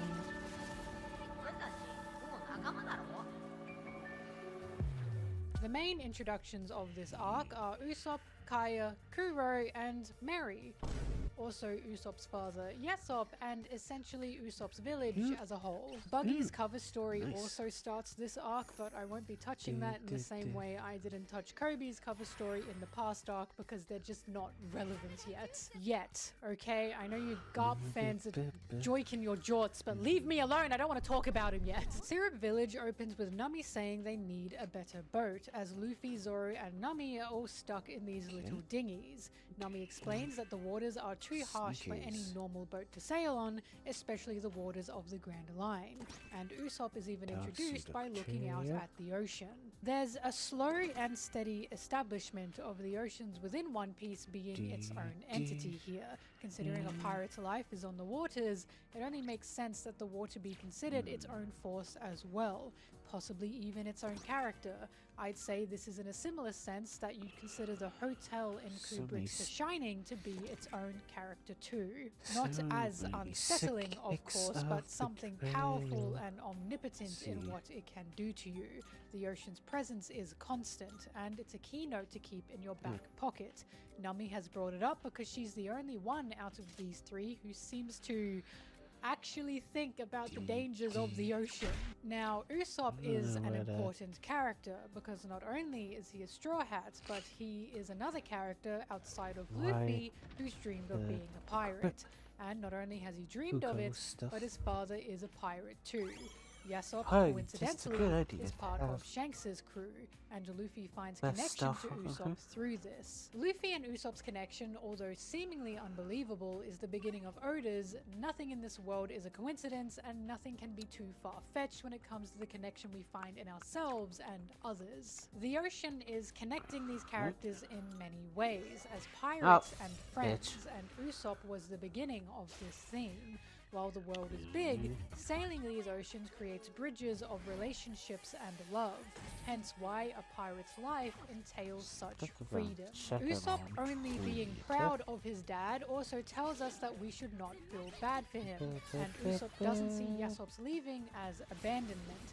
Usopp is proud Yesop is chasing his dreams, a dream that Usopp also wants to chase someday, and Usopp was a connection of love between Yesop, his mother, and his village. I know we joke about Yesop up and leaving Usopp a lot in this fandom, but Oda's trying to show us this shouldn't be considered a negative. Usopp's reaction means everything here. His pride of his father is what we need to account for, and from Shanks leaving Luffy, to Luffy leaving his own village, to Zoro leaving his own village, to Luffy and Kobe parting ways. Once again, Oda is trying to hammer in the fact that these seas are what hold such connections. Parting ways doesn't mean parting hearts or parting love. And again, Usopp is the introduction of this core concept. Another part of Usopp's introduction to take note of is Usopp's lies, especially with what the children say of Usopp's lies. As he runs off to Kaya's house, the children explain he's probably gone off to tell lies, and Luffy says that's not very nice, but the kids explain it's actually very nice. The arc also opened with Usopp lying to his town, yelling that pirates are coming, so we can assume this lie has a nice meaning behind it too. But the main reason this line is important is because we're seeing a stereotypically bad quality be twisted into something good. Usopp's lies essentially are a morale booster for both Kaya, the town, and himself. While the lesson would usually be that lies are bad, Oda is turning us on our head with his own message here. But this isn't just Usopp specific. This idea is followed into the majority of the Straw Hats. It's in a similar way that Nami's thievery would usually be seen as bad, or Zoro's demon reputation would be seen as bad. But both of these characters have twisted such concepts to help people. We don't know this about Nami yet, of course, but Usopp's lies being bad is working as a tool to make us double think the actions and reputations of these characters. Overall, Nami, Usopp, and Zoro do not fit into the mold of being stereotypically good people because of the common belief of what their actions perpetuate. Syrup Village encourages us to see that this world is not black and white. We're not in a kindergarten class where we're learning good from bad. bad. And the difference we've already seen in pirates as a whole is why Luffy fits into these themes too. Being a pirate is not very nice. Actually, it's very nice. You see where I'm coming from here? It's these small lines that build this world into what it is. Not only that, but Kuro, currently known as Klahadore here, I can't say his name, is the actual biggest liar on this island. Kuro established to us that Usopp is an outcast on their island due to his father being a pirate, and he kicks Usopp off Kaya's property after provoking him. Side note, Usopp jokingly calls Kuro a mole entering the estate at this point, and we can assume this is the beginning of Usopp's lies becoming truth. After Usopp discovers Kuro's plan to kill Kaya and plunder the village, he screams in fear that pirates are coming. Now, we know this is the truth, but Usopp's reputation has no one believing him. A villager even says something to him that caught my eye specifically. If you were serious and responsible like Mr. Klahadore, we'd believe you. Once again, Oda's showing that lies aren't inherently bad with Usopp, but he's also showing it depends on the intent of such lies through Usopp and Kuro both being liars. And at the same time, there's a commentary here on the normal of the world versus the freaks of the world, especially with how normal does not mean better nor safer.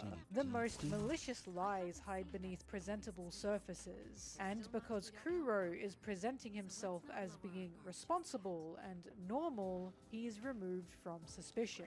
Even though Usopp has a caring heart, he's seen as an unserious outcast. Therefore, his words are never taken to heart. And I know you can say, but Usopp built a reputation as a liar.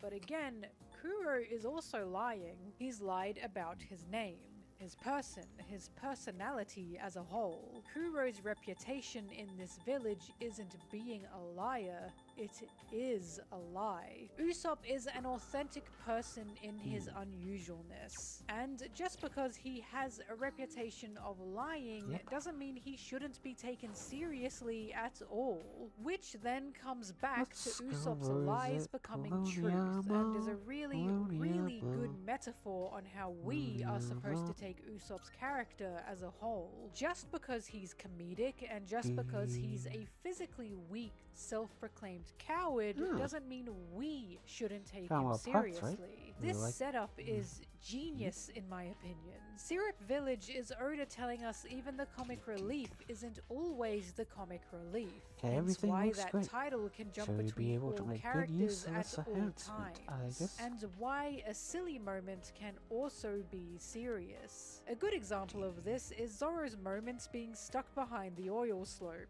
This is a hilarious Zoro moment, and yet this is serious.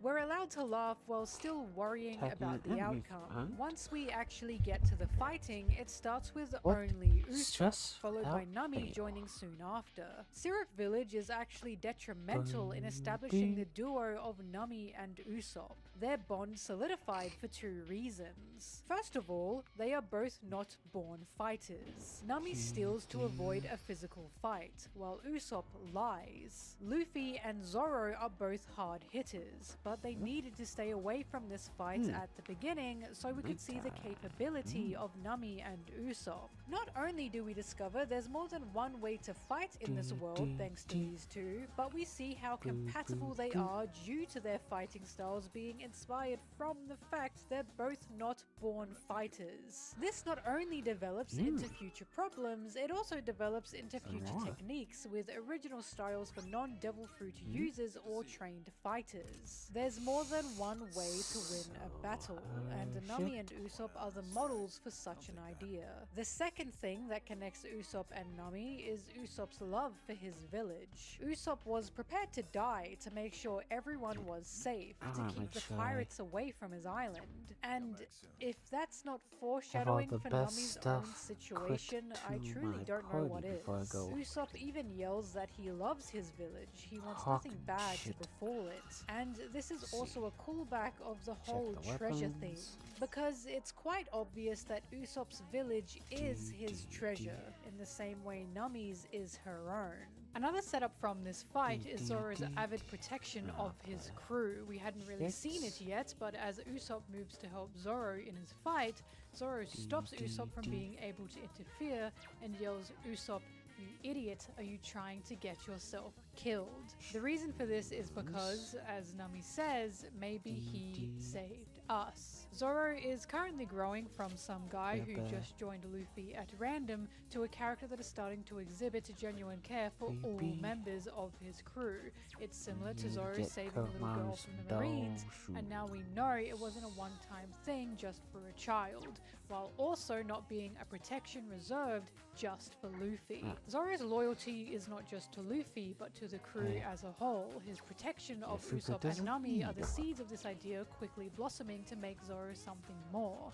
Actually, Syrup Village was important in telling us Zoro's not as stoic of a man nor swordsman as he presents himself to be. He gets lost easily, he jokes with kids, he loses his cool, he panics in a struggle, and he deeply cares to the point of avid protection. Although presented as the cool swordsman, once again, it's Oda telling us that outward appearances are not all that.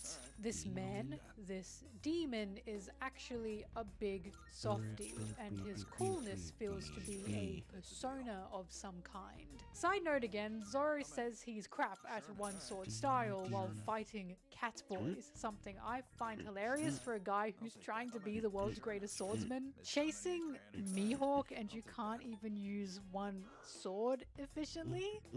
Jokes aside, I think this is meant to be a setup for when he takes on Mihawk and Mihawk uses one small dagger. Zoro's already starting to feel like a big fish in a small pond against these cats. Once Luffy arrives in the fight, we get one of my favorite scenes ever, which is Luffy scaring the shit out of Kuro's pirates just to run past them. This joke is what made me realize that One Piece is so much funnier than anyone that's on. Now, as Luffy actually gets involved in the fight, two major things happen. The first major thing is Usopp screaming that he's going to do all it takes to save his village, even if it means putting his life on the line. What does that line remind us of? If you didn't guess it, it's a callback to Luffy's own words to Nami during Romance Dawn. Luffy called Nami unprepared because she wasn't prepared to risk her own life once joining Buggy's crew as a pirate, because being prepared means risking your own life. Not only is Usopp's heart and bravery on show when protecting his village, but putting his life on the line is telling us that this man has the heart and soul of a pirate. Luffy's bond with Usopp was already formed through their connection with the red-haired pirates, but it has now been permanently set thanks to Usopp's ambitions being so strong. He will give his life for it, because that's what being a pirate is, according to Luffy. The second important thing that happens through the fight is Luffy's interactions with Kuro. As Kuro boasts about tricking Kaya and how much he actually hated her, we can see Luffy is seething in rage from such words. But it's not just the betrayal of Kaya that pisses Luffy off. It's also Kuro's betrayal of his own crew. He not only planned to abandon them, but kill them. Jumping back a bit, Buggy wasn't the perfect captain, but he didn't hate his crew at any point. Using them as shields was cowardly, and punishing them for any issues was unfair on his part. But he was still loyal to his crew, as his crew were loyal to him. Kuro, on the other hand, didn't give a shit about any of them. He saw his crew and the pirate life as something he could throw away. We are basically watching Luffy face someone who sees being a captain as 4D chess, with the crew being his pieces. Kuro uses loyalty as a tool for personal gain, but he doesn't give that loyalty back.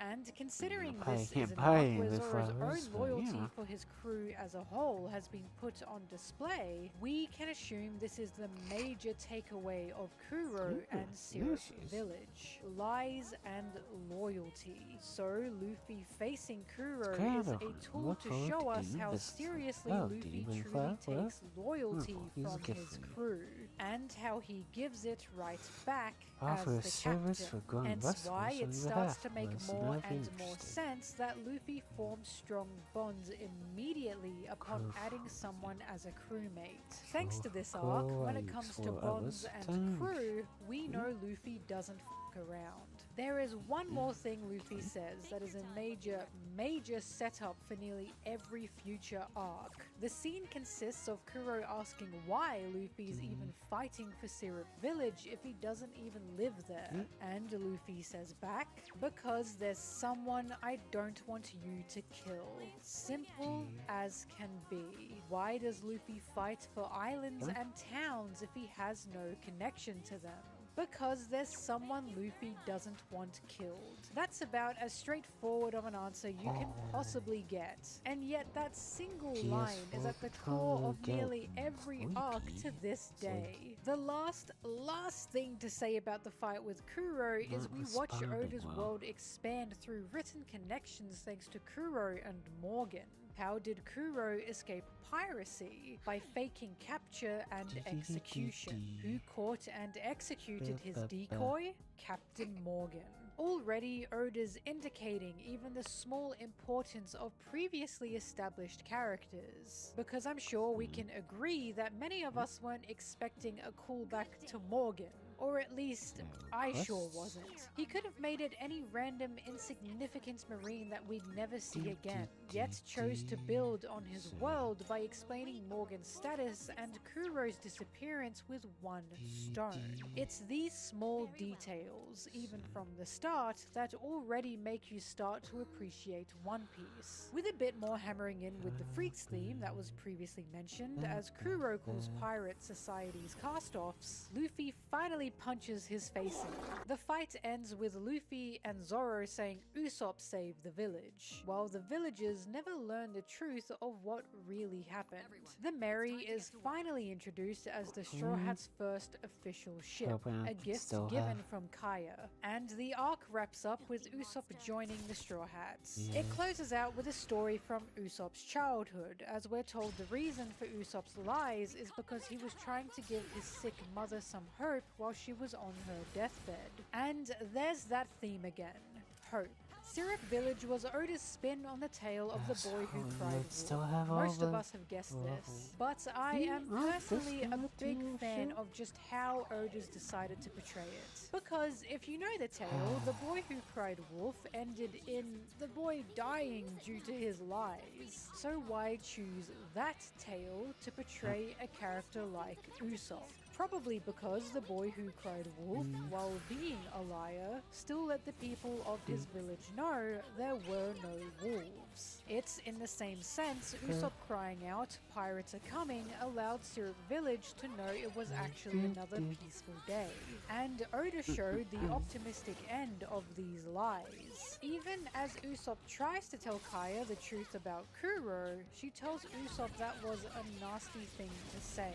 And we're shown the reality and truth of the situation can hurt more than a lie. Usopp wanted to stay the liar that he was because his lies, oddly enough, gave the village peace of mind.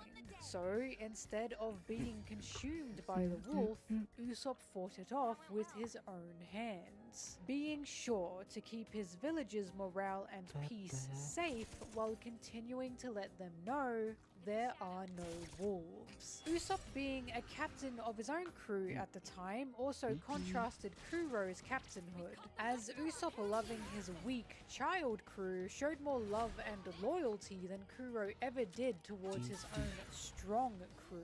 Overall, this arc is a good one to display Oda's unconventional character traits. He's made being a liar a positive trait, but is still telling us it depends on intent. Because he's writing about pirates, he's very conscious about pirates still having a negative status in this world. And what better way to show the Straw Hats are pirates by still making them unruly with stereotypically bad traits? Because right now, Luffy's crew consists of the Demon of the East, a thief, and a liar. On paper, that sounds terrifying and cruel. Yet, thanks to Serum Village telling us that even the negatives can be used for positive influence, the Straw Hats are truly starting to shape into something special. With all that said, let's move on to one of my favorite arcs.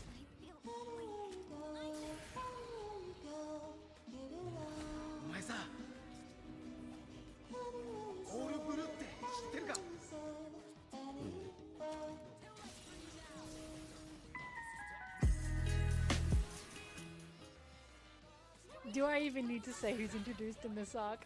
I need to calm myself down because this is not going to be a section about you-know-who. This is going to be a section about the Baratier and what it does, because Christ almighty, does it do a lot. I need to shake myself out so we can get into this one. The Baratier introduces Johnny, Yosaku, Don Craig, Gin, Zeph, Mihawk, and Sanji. Mihawk and Sanji. This is an absolute powerhouse of an arc, bringing two beautiful bad bitches into one room.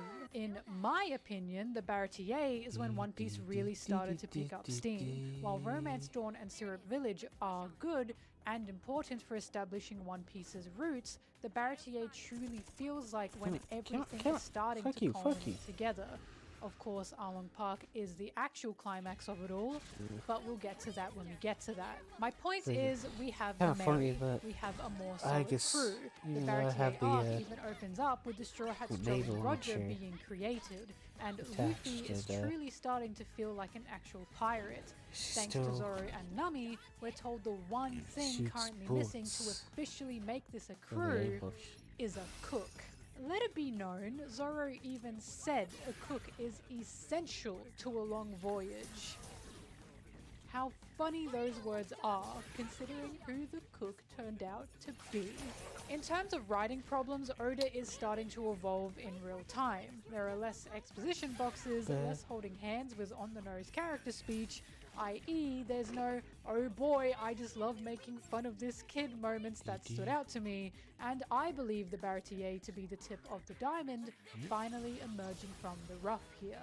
I'm not saying it is the diamond, but it's the start of it, and I only say this because I went into the Baratier not expecting to like Sanji at all, nor care about him at all, and it got me more invested in One Piece. And with me being Sanji obsessed, as you probably know, surely this arc did something right to turn me into a fan.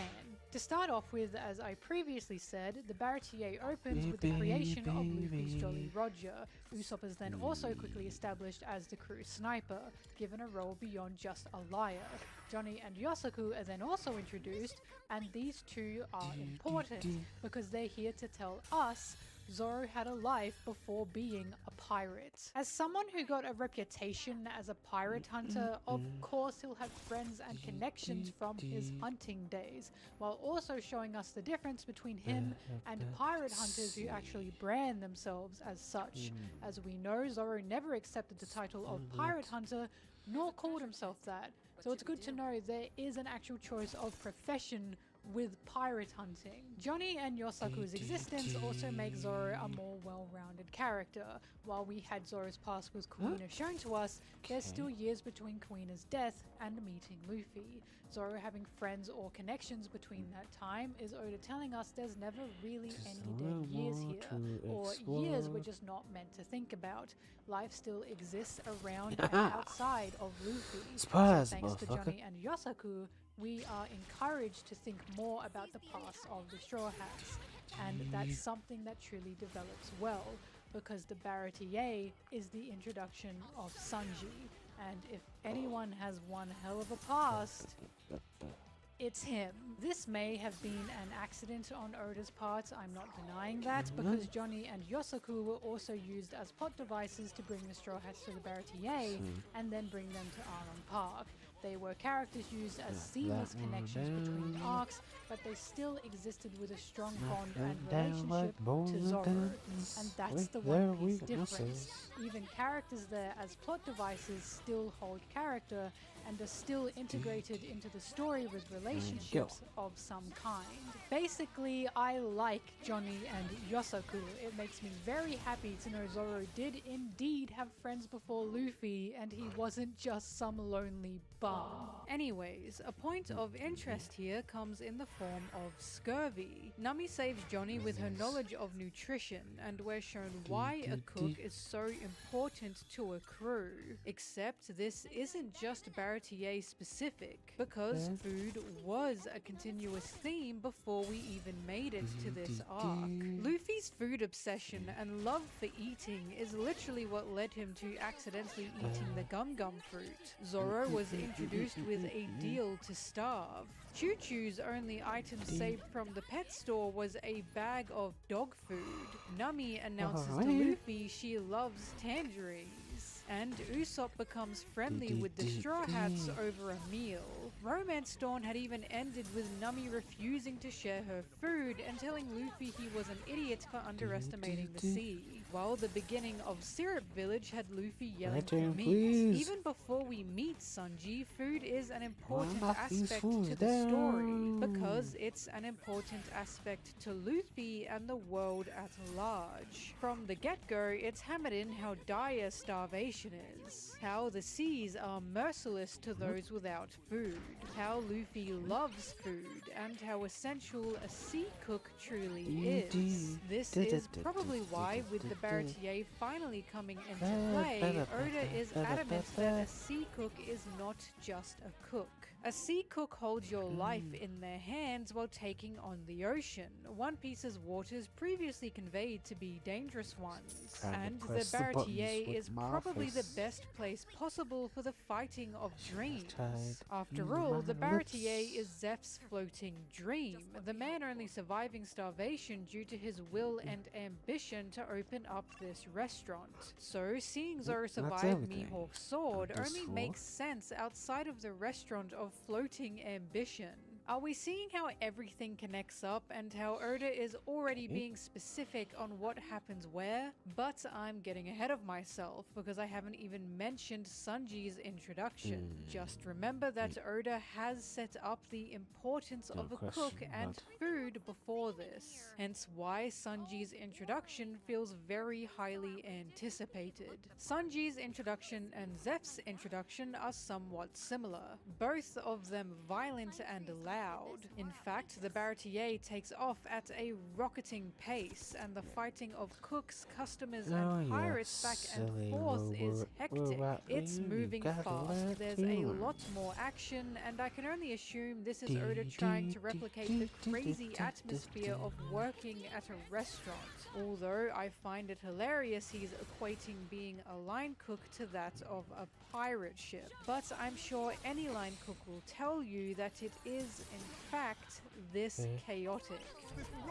The Marines are brought back into the story with full body, and just like Captain Morgan, he seems to be an asshole.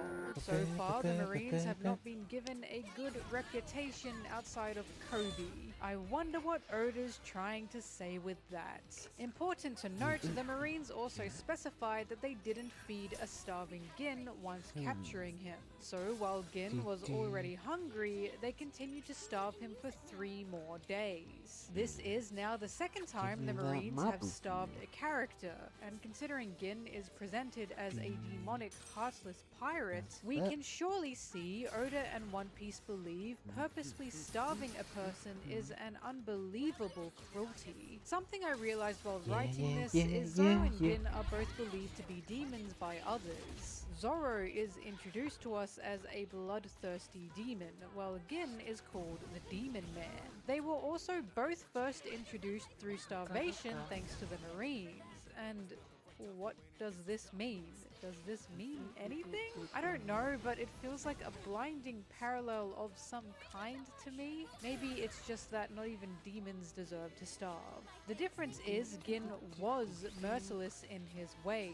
We know this from Gin's own words. Him being such a wicked person is important, but I see it as a continuous display that One Piece believes starving to be one of the most barbaric ways to go. So what does that say about the Marines who willingly starve people? Well, you can decide that one. Now let's actually get to the feeding of Gin. I know a lot of you are on the edge of your seats for Mihawk, but I need to get a bit more Sanji stuff out of the way first. I promise it's important. Remember when we previously discussed in Syrup Village that Oda turns negative traits on their head? That he believes good can come from lying, and that's what Usopp is meant to represent. Well, Sanji also adds a bit of a twist to this, because he's meant to be kind. It's not that Oda is taking a positive trait and making it a negative. He's simply saying even positive traits will not always be seen so stereotypically on the surface. That even something as positive as kindness can be portrayed in unconventional, weird ways while still being kind. Because Sanji, to the outside eye, is not kind. He's violent, he's hot-headed, and he's overall a menace. There are even 2 panels upon his introduction of the other chefs begging Sanji not to beat the shit out of Full Body. Where is the kindness and the so-called golden heart that Sanji is supposed to have? It's simple. It's because Oda's saying kindness is not always easy, and kindness comes in many forms. In my opinion, kindness a lot of the time tends to be taught and mistaken as being a pushover. Kindness is saying sorry when someone bumps into you even though they don't say it back, or giving into the demands of someone else due to pressure. This doesn't necessarily mean you are a pushover, by the way. In some forms this can be kindness, but do you think Sanji would do these things? I feel Oda is challenging the belief of it's easy to be kind with Sanji. Yes, it's easy to be kind if the kindness is just picking up someone's pencil, but can you still be kind in the face of peril to an enemy who you have nothing to gain from? Because there's a difference between being forgiving and being kind, and the fact Sanji feeds Gin just to fight him later on is an example of this. He's not forgiving towards Gin because he still fights to kill him, but his kindness is what led him to fighting Gin anyway. Had Sanji not fed Gin, he wouldn't have had the strength to fight. But does Sanji regret his choices? No. Because even though Gin is the demon man, Sanji still made the choice to feed him. And he knew what that choice could entail. And that is how Oda presents kindness. It's rough, it's tough, and it's golden. Being kind is not easy. It doesn't always come naturally. It doesn't always lead to the best outcomes. But it is a choice. And that's what makes a person kind, even from the most aggressive of people. From Usopp's lies being a positive morale booster, to Sanji's kindness having consequences and still choosing to be kind, well, I have to say it's just peak cinema. We see more of Luffy's selection process of his crew through Sanji. We can now more than confirm it doesn't come down to ability of the crewmates, but through Luffy's personal fondness of person. And then we get this amazing line. 何がだお前が断ることを俺は断る I refuse your refusal. In the manga, it's I decline your declination, but the first one flows so much better. Considering Luffy's so adamant on having Sanji on his crew, it's no wonder why he didn't let Nami leave him either. Luffy's stubbornness for Sanji feels like a prelude for his behavior towards Nami during Arlong Park. And of course, this stubbornness went back to Zoro's recruitment as well. Anyways, more of Sanji's own stubbornness comes through with Zeph, his kindness kindness shines as he feeds Don Craig, and the Don Craig fleet shows up to take over the Baratier. Once we get through all these motions, a key player in the game shows up, and he's the one I know everyone's excited to get to. Mihawk. Mihawk's introduction was incredible. I've already done a video on why Mihawk's introduction is as good as it is, but I'll slightly recap it here. Upon Mihawk's introduction, we don't know he's a warlord of the sea yet. All we know him as is a pirate and the greatest swordsman in the world. It's very fortunate Zoro ran into him here, because Mihawk probably didn't even know the Baratier existed. Johnny and Yosaku nearly sent Zoro on a wild goose chase with some misinformation of a rumor they'd misheard. But it's not fate that had Mihawk show up, although I guess you could call it that. Mihawk only makes it to the Baratier because he was quite literally hunting Don Craig's fleet. And when asked why he was doing it, his answer is spectacular. For fun. Ate and left no crumbs. What better way to show the absolute might of a character than by having them chase one of the most powerful fleets in the East for fun?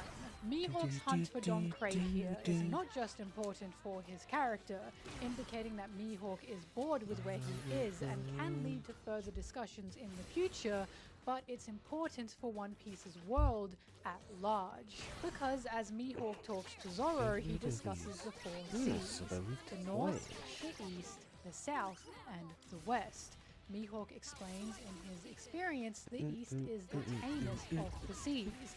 Don Craig, of course, comes from the east, and we know he only lasted 2 seconds in the Grand Line thanks to Mihawk. So what Mihawk's appearance is showing here, and what he's for, although for multiple reasons, is to give a taste, an example, and a threat of what truly lies not just on the Grand Line, but in One Piece's world. Because if the East is the tamest of the seas, and someone like Don Craig was hunted for fun like a rabbit, what and who else is out there?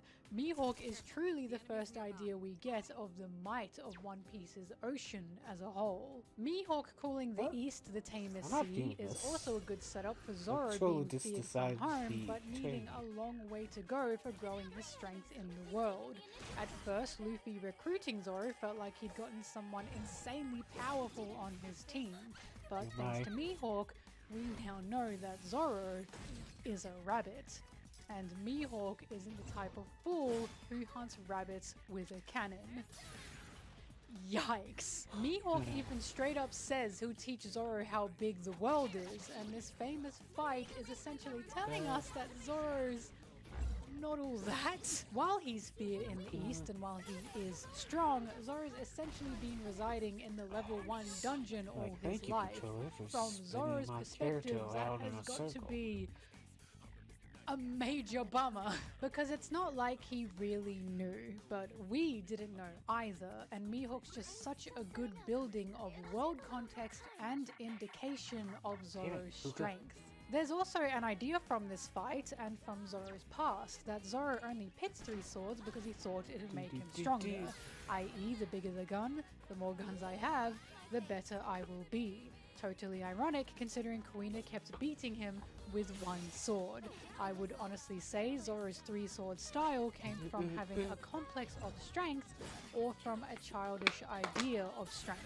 Hence why his struggle using 1 sword against Kuro's pirates seemed like a build-up to the eventual Mihawk fight. Because as Mihawk stops Zoro with a dagger the size of a cheese knife, and as he even tells Zoro his swordsmanship is heavy-handed, Zoro finally gets the memo that his idea of strength seems superficial at best. Mihawk's final twist in Zoro's gut, aside from the actual twist in his gut, is when he says, "What drives you? Ready Why do you now? fight so hard when you cannot win? You're a weakling. Zoro refuses to retreat after such words, even telling Mihawk he'd rather die than suffer defeat. And Mihawk finally sees that spark of strength in Zoro. Zoro's surface strength is boorish, heavy-handed, and childish, but the strength he holds in his heart, the strength that drives his ambitions, his will, and his dreams, is what Mihawk finally managed to bring out. This is why Mihawk doesn't kill Zoro, and also why he leaves him with a keepsake. The keepsake being that giant scar across his chest. Now Zoro has an idea of what strength actually is, what it actually means to be strong, and Mihawk leaving Zoro alive feels like the older generation pushing the younger generation to reach their true potential. Because when it comes to the elders motivating the youth to create a new era with their own dreams, the Baratier is about that as well. Mihawk is not only showing us the world, but tying into the themes of the Baratier. Due to his defeat, Zoro musters up the strength to say one last thing, and that's his pledge to never lose again. This is also the first time Zoro acknowledges Luffy as the King of Pirates, or anyone acknowledges Luffy as the King of Pirates. And a new dream is made here, with both of their dreams entangling together. The reason this is such a big moment, and the reason this must be said, goes back to Luffy and Zoro's first meeting. Zoro originally felt like he'd been blackmailed to join Luffy, but due to Zoro's word being important to him, he joined Luffy's side. To a point, this didn't feel like a creation of crewmates, but a business exchange. Feeling even more so when Zoro tells him if Luffy gets in the way of him becoming a master swordsman, he will kill Luffy. Zoro and Luffy's dreams, their ambitions at that point in time, were separate. He didn't deeply care about Luffy becoming king, so long as Luffy just didn't stop him from his own dreams. But now, with the inclusion of Mihawk, with his defeat, with this vow, they're no longer existing on the same ship with separate dreams. Zoro's dream is there to push Luffy's. Luffy's dream is there to push Zoro's. And they physically can no longer get in the way of each other. This whole speech and scene is essentially Oda telling us that Zoro's original threat to Luffy is gone. That Luffy can't get in the way at all anymore, because their dreams are entangled, because it follows into every other Straw Hat. While all the Straw Hats have their own dreams, Oda is making a point that they don't get in the way of these dreams, and the Straw Hats as a whole share a collective dream. They all want Luffy to be Pirate King. Luffy wants all of them to achieve their own dreams. They all want each other's dreams to come true, and none of them will put themselves above the crew as a collective. Zoro's speech here, his promise, is the beginning of the Straw Hats as a family, and that's definitely why Mihawk says they make a good team. One last thing to add before we move on from the Mihawk fight is, this fight is the beginning of Sanji's inclusion of the Straw Hats and their dreams, as he gets tangled up in everything too. When Zoro gets struck down by Mihawk, nearly dying on the spot, Sanji can't believe what he's seeing. So, through a literal cold sweat, Sanji yells, "It's easy. Abandon your stupid dream." And I'll tell you what, it's no coincidence that we get a panel of Sanji listening to Zoro's new promise. Sanji not only hears of Zoro wanting to be a master swordsman, but of Luffy wanting to be the Pirate King. And he's watching these two combine their dreams. For Sanji, a character who was saved because he shared a dream with Zeph, who gave up his own dream to help Zeph with a new one, it's no wonder why Sanji needed to be included here. Of course, we don't know these things about Sanji at this point, but his outburst and shock towards both Zoro and Luffy is indication enough that this deeply moved him for a reason. The reason being, Sanji thought his dream was so ridiculous and such a fairy tale that no one would want to share it with him outside of Zeph.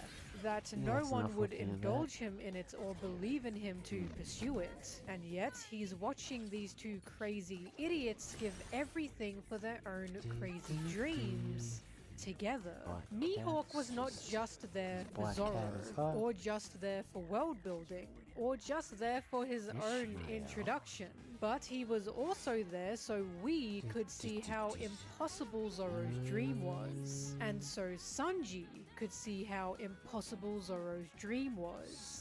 Just to see him still not give up on it. It's a feedback loop of these three having such impossible dreams, and the seeds of their connection and bond has been planted right here. Sanji seeing Zoro's fight was the beginning of Zoro and Sanji's respect for each other, while Sanji seeing Luffy fight was beginning of their respect for each other. The Baratier is a big lore dump arc in terms of who it brings in, but it's still Sanji's introduction and recruitment arc, so there's a reason Sanji is here for all of this. Otherwise you could have Mihawk show up but nowhere at any time and all this. But Oda's chosen Sanji's recruitment arc to involve Mihawk for a reason.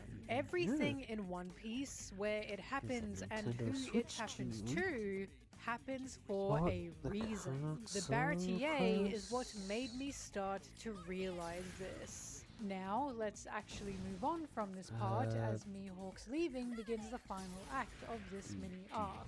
The act being the fight between the Baratier and the Don Craig pirates. Nami Storm the Merry at this time. Johnny, Yosaku, Zoro, and Usopp go after her. So now Luffy and Sanji are stuck together to have all the bonding moments you can possibly imagine. This fight is where Don Craig establishes that Devil Fruit users are rare on the East but are swarming the Grand Line. So when we get to the Grand Line and Oda can introduce all the Devil Fruit users he wants, we have an explanation for that. Through this fight, Oda hammers in again and again and again that sea cooks are more than just cooks. He's extremely determined about us knowing that, and I assume it's so we don't go, but Sanji is just a cook. Why should he be as strong as he is? Because he's not just a cook, he's a sea cook, and the sea is the mightiest force in One Piece's world. Sanji is physically strong because he has to be to survive on these waters, as all sea cooks must be. So when we jump chapters ahead and Sanji's beating the shit out of government official agents, we are supposed to admire the strength and grit of the sea cook. Calling him just a cook is, thanks to the Baratier, blatantly incorrect. Hint, this is a setup for why Sanji's in the monster trio and why he can stand back to back with someone who's trained in martial arts all their life, because the Baratier may as well have been his own damn dojo. I think a fun little addition in the Don Craig fight, and something that's already got the wings of the Pirate King taking root, is when Sanji says a chef's knife is his soul. Sanji, are you saying a knife, a small blade, is someone's soul? Now let's go back to Zoro's introduction, where he eats every last grain of rice off the ground and wants the little girl to know it was delicious. It's one thing to eat for survival, it's another thing that he wants her to know he appreciates it. A blade being someone's soul, and the refusal of wasting food while appreciating it. Sounds like something the other one would say, don't you think? These two are the wings of the Pirate King, officially. Already we are seeing these characters have been made to parallel each other. This is indication that somehow Zoro and Sanji are two sides of the same coin, even from the get-go. It's these small things that build dynamic and relationship. Oda is very masterful at it. But feel free to say I'm reaching, whatever. Go watch my Zoro and Sanji video if you want to know more about them. Through the fight, Gin throws Zeph to the ground and puts a gun to his head. He tells Sanji to leave, for all the cooks to abandon the Baratier, and no one will get hurt. But Sanji refuses. He says he can't possibly leave the Baratier, and Gin tells Sanji, it's easy, just leave the ship and you'll all be spared. Ah, wait a minute. Sanji, it's easy to leave the ship, Gin says. It's easy to abandon Zeph's dream, is what Gin's saying. Now wait a minute. That almost sounds like something you said, Sanji. Something you said to a certain swordsman, perhaps? The point I'm getting at here is we're already seeing Sanji's bullshitting in action. Sanji never says what he means when he's being rude. Usually when he's an asshole, it's not because he's actually an asshole. There's just a lot of problems going on inside of him. So we're seeing that Sanji didn't actually believe what he shouted at Zoro. There's just a lot of turmoil locked up in this little blonde brat. This whole Sanji and Gin exchange, I think, is meant to mirror Zoro and Mihawk's moment, where Zoro refused to turn his back and would rather face death. Sanji is doing the exact same thing, and it's for someone else's dreams that he promised to help with, the same way beating Mihawk was also mostly for Kuina and Zoro's promise to her. We know this because Zoro had literal Kuina flashbacks while fighting Mihawk. Now, as Sanji yells he can't turn his back on the Baratier, he's hit with his own Zeph flashback. It's a mirror, guys. Zoro fighting Mihawk is a mirror to Sanji fighting Don Craig. Thank you. It's all here for a reason. Sanji's backstory is big sad. It chokes me up and I genuinely find it hard to get through. Even just rereading the Baratier for this video had me in tears, mainly because I just do not like the image of a 10-year-old child starving. Who knew? Quick summary of the backstory. Sanji exists as the only child on a sailing ship where he's first learning to be a cook. Zeph, a pirate, invades the ship and Sanji tries to fight him off. Sanji falls into the water, Zeph saves him, sacrificing and eating his own leg to do so, and after starving for over 2 months, Zeph announces his new dream is to open a floating restaurant for any stranded person on the ocean. Sadness aside, there are 3 things to take from Sanji's backstory that are relevant to the arc and One Piece as a whole. The first one is the sharing and inheriting of dreams. At first, it seems weird Zeph saved Sanji just for his dream. Sanji being a random little kid he didn't even know. But we discover the All Blue is not just a wild dream, but a laughable one. This is established with little Sanji being made fun of by older cooks, and is further established as Zeph's whole crew laugh at Sanji for announcing his dream of the All Blue. Considering we've just seen Zoro give his own life for a dream that was nearly impossible before this, and Luffy's announced to have his own impossible dream, we can now see why watching these two duke it out for their crazy dreams gets Sanji worked up. Everyone laughing at the All Blue is also a good enough reason for Zeph wanting to save Sanji, because sharing a dream with someone is everything in this world. Sharing a dream is what pushes one to pursue it. Knowing there's someone out there who believes in both you and your dream gives motivation like nothing else. This is what Shanks did with Luffy by giving Luffy the hat. This is what Koshiro did with Zoro by giving Zoro Kuina's sword. And this is also what Zeph has done with Sanji by saving his life. Similarly giving up a limb for Sanji the same way Shanks did for Luffy. The question to come out of Sanji's dream is, why is he so intent on the All Blue? Why does he refuse to back down from the fact that the All Blue exists? Is it just because he's a sea cook who wants a fantasy to be true? That, my friends, is called a setup. Especially considering we've seen the story for where every other Straw Hat's dreams came from. Sanji being obsessed with the All Blue at this point is a total anomaly. And don't we get an amazing payoff years down the line? Second thing to take from this backstory is the ocean. Zeph has a whole monologue about how the ocean is vast and brutal, that it takes lives away from sailors as they die cursing it. The panels of Sanji looking out at the vast sea especially feel ominous. The ocean is alive in this story. We've been told previously that the ocean hates those with the power of the devil fruit, that it should never be underestimated. And this backstory is the final nail in the coffin to establish the ocean as its own living, ominous force. This is metaphorical, by the way. I'm not saying Oda's creating some plot twist where the ocean is a person or something. I'm saying the ocean in One Piece's story may as well be its own character. It's vast, it's deadly, it's unforgiving, and it's brutal. We gain respect and fear for the ocean like nothing else from Sanji's backstory, and that's why sea cooks are clarified to be more than just cooks, because they're fighting this merciless force of nature every day. Last thing to look at is the idea of what freedom and treasure means to each individual person. What do I mean by this? Well, when Sanji cuts open Zeph's bag, tons of gold and jewels fall out. Sanji is shocked that it's not food, while Zeph says, a fortune in gold and nothing to eat. Funny, huh?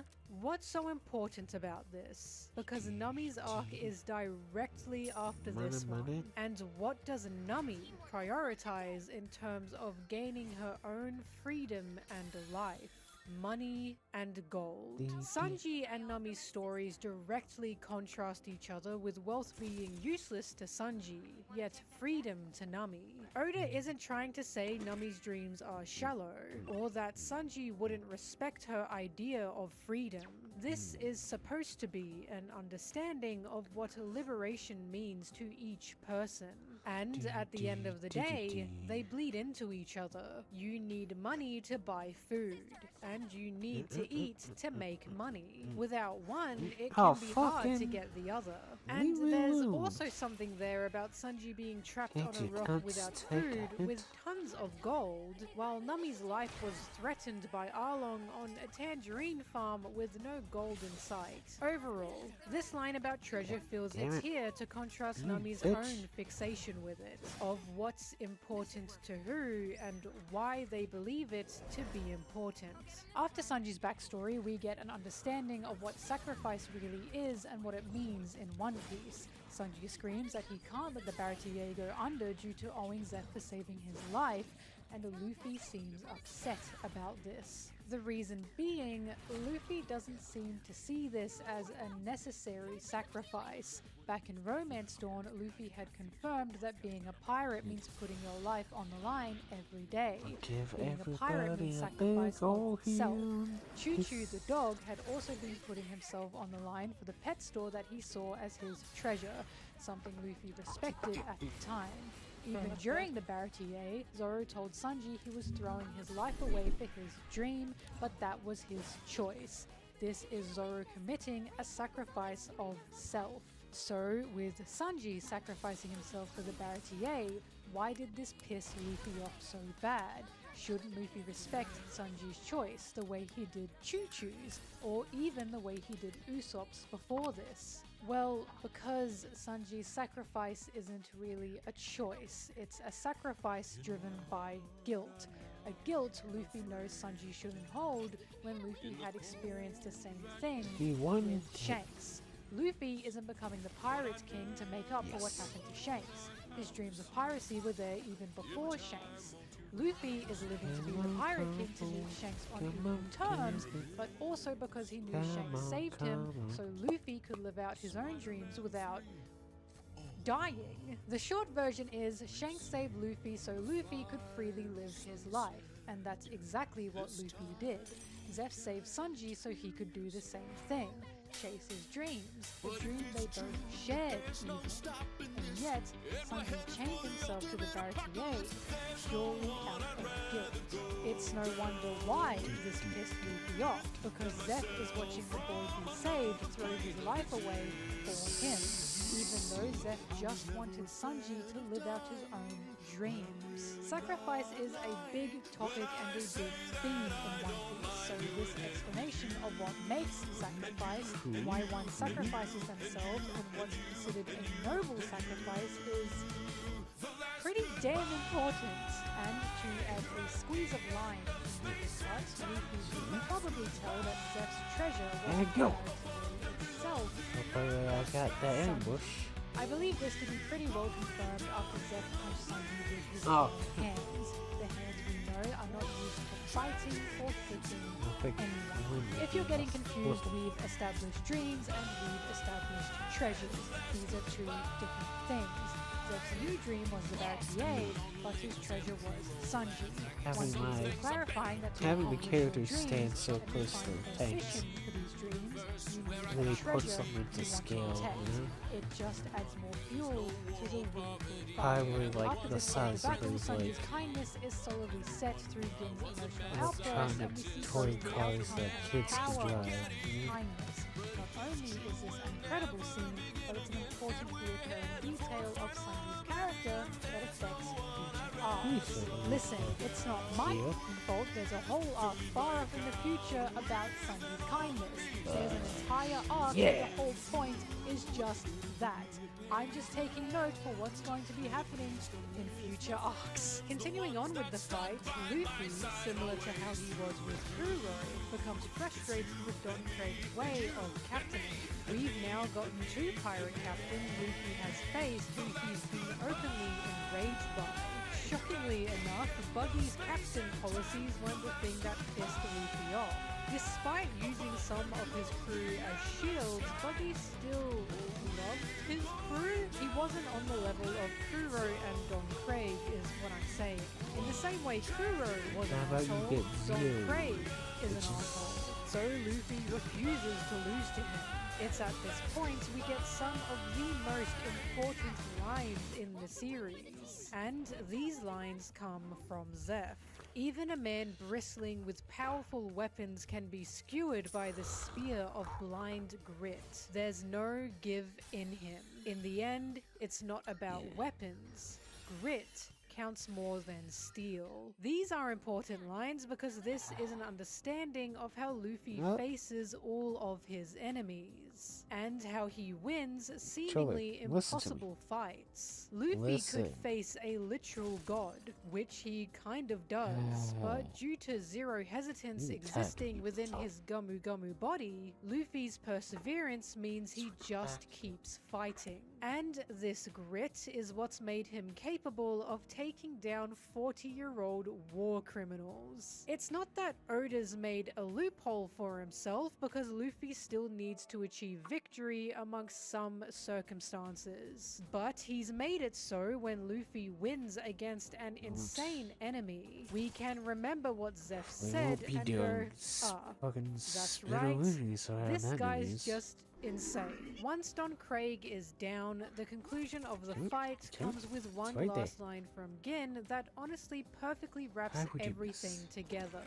Gin says, "Somehow Don Craig's dreams have become my dreams." He continues on to say that when you really commit yourself, you don't worry about the enemy or even about your own life. Now, think about the dream part, and think about every goddamn thing I've said during this Baratier segment. Zoro holding on to Kuina, Zoro committing his dream to Luffy, Luffy committing his own dream back, Zeph saving Sanji due to a shared dream, Sanji helping Zeph with a new dream, Sanji holding off on his actual dream, Sanji watching these two idiots chase an impossible dream, and Sanji finally sharing his dream with Luffy. Somehow, their dreams have become his dreams and vice versa.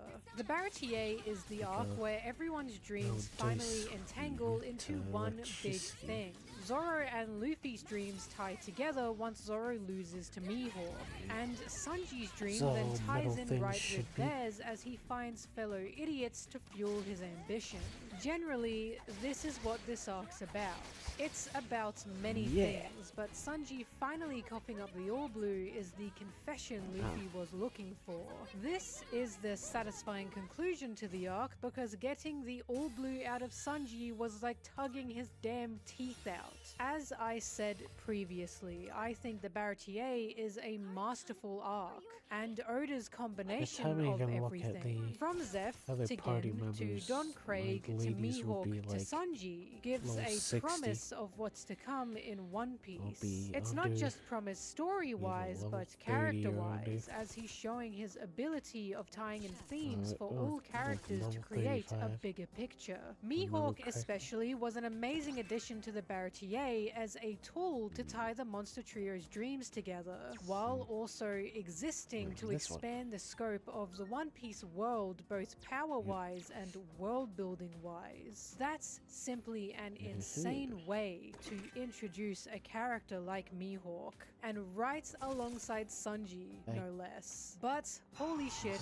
I've said Seem enough that about the overtake Baratier, so let's wrap it up. Zeph thingy. attempts to kick Sanji out, Sanji realizes what he's doing and willingly leaves instead. And we're met with the gorgeous scene of Sanji sobbing his gratitude and goodbyes to Zeph. So, as Luffy sails off with a sea cook in hand, we can finally move on to the arc that truly solidifies One Piece as the sensation that it is. Arlong Park. Sister, an enemy. No. No! God fucking damn it.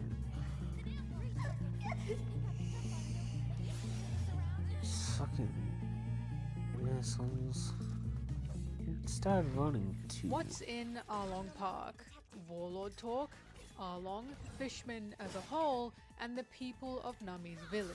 You'll notice not too many characters are introduced this arc, or at least characters that join the main cast. This is because Arlong Park is the climax of the East Blue, Loketown being the conclusion and ending, and it's a bit silly to introduce a whole new main character at the climax. Arlong Park is only as good as it is due to everything we've seen before it. It has been built up and carefully crafted for us to be excited about. Nami's story being the peak of the East Blue is just an incredibly big bonus, but her joinings and origins were indicated to be a mystery from the start. Arlong Park opens with Sanji being called a precious sea cook by the narrator. I just thought that was funny. It's here we discover Johnny and Yosaku aren't just here to be Zoro's friends, but to introduce us to Arlong and the Warlord's sister. Due to them dropping a bunch of flyers, Nami saw them and was immediately reminded of her deal with Arlong. It was through this cruel reminder that she could no longer stay with the Straw Hats, and is probably why she took the Merry when she did. Nami didn't just randomly up and leave during the Baratier. If anything, it seems she would have enjoyed sailing further with Luffy and crew. Arlong's poster was just a snap back to reality for her, and again, we see Oda's movement of plot and actions of characters all come from somewhere. As they sail towards Arlong Park, Yosaku explains who Arlong is, which naturally leads into the topic of Jinbe, which naturally leads into Warlords, which naturally leads into the discovery that Mihawk is a warlord. With Yosaku being a pirate hunter, it's no wonder why he knows all of this. Of course, a man who is actually a self-labeled pirate hunter would have done his research on who he should and shouldn't mess with. Zoro should count himself lucky he ran into these two, or it's possible he would have run into Arlong himself. The Jinbe mention is obviously important, the Warlord mention just as much. This is now a further building of this world. Suddenly the East feels incredibly small and incredibly tame. Again, if the East is tame and we're about to meet Arlong, what the hell else lies out there? There's also a Fisherman Island mention, and fishermen as a whole are introduced as a race. Upon first read through, I genuinely did not think much of fishermen outside of this is just a super strong fictional race of characters Oda has introduced to create a scary, intimidating villain. oh boy, was I wrong about that. In hindsight, I should have thought more about it, especially since Arlong keeps mentioning how much he hates humans. But not just humans, human males specifically. Why does Arlong have a particular vendetta against human males? Well, maybe it's just that he hates human females a little less, and possibly has a soft spot for human girls. I'm saying this very well might be a hint for Arlong's connection to Koala in the future, because he didn't particularly like her, but he didn't fully hate her either. Of course, soft spot is still imprisoning and beating Nami for 80 years, but Arlong is just a violent, cruel, and angry man. Once we see Nami again, she's beating up a kid due to him wanting to kill Arlong. After she hits him, she then gives him money and tells him to leave.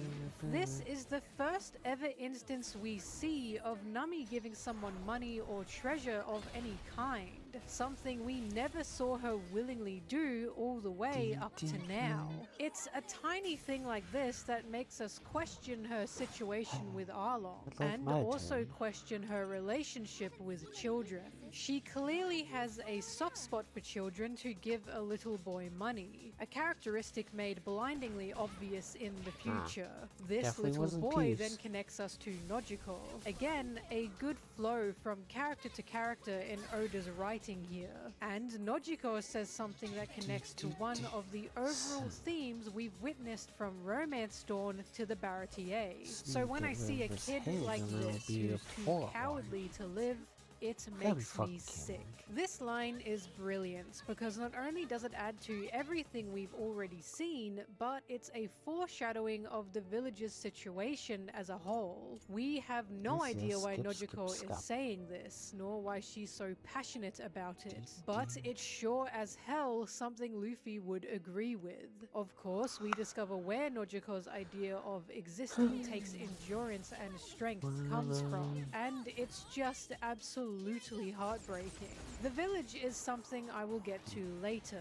For now, let's go through the motions of the arc. Usopp has also been carefully chosen to be the one to first talk to Nojiko, because he not only mentions how happy Nami is around the Straw Hats to her, but how Nami helped save his village. See, when I mentioned Nami's connection to Usopp through his love for Syrup Village, that wasn't me bullshitting. That aspect has now been carried over to Nami's own arc. Once we get more of a look at the village, Arlong talks about the town having to pay tribute or being killed.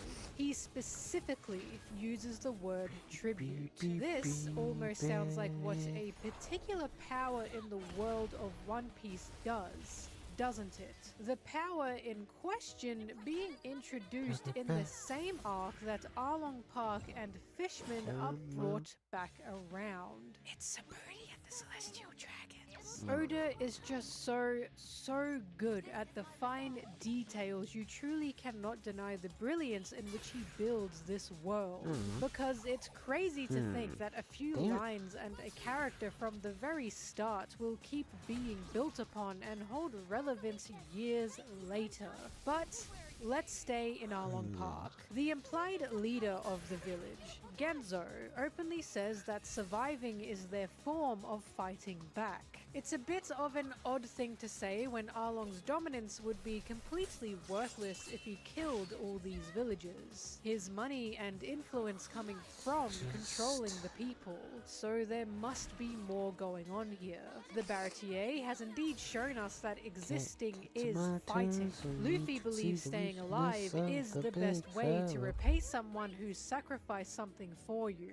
And the Baratier itself foreshadowed what's happening in Arlong Park. Once again, Arlong Park is only as good as it is because it's a culmination of everything before it. Now, as Arlong and his crew are being devious and dastardly to the village, we meet someone interesting, Hachi. After Zoro's cut down multiple fishmen, Hachi is who he comes across. At this point, our view of fishmen is that they're terrifying.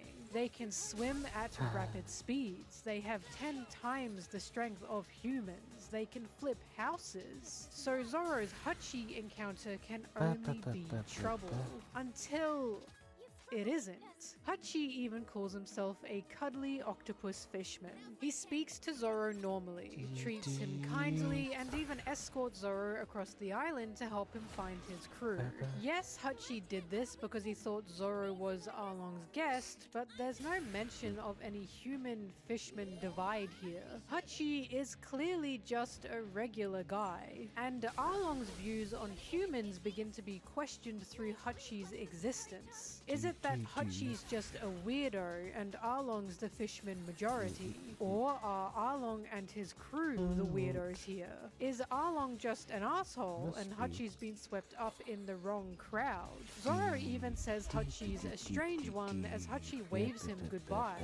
But how can Zoro not think this to be the case when Arlong and his crew are the first fishmen Zoro's ever met? In hindsight, these questions are a lot more prominent, but it's all here to establish fishmen as a race nonetheless. Hachi is very important to the inclusion of fishmen. Hachi creates questions, setups, and payoffs for the future.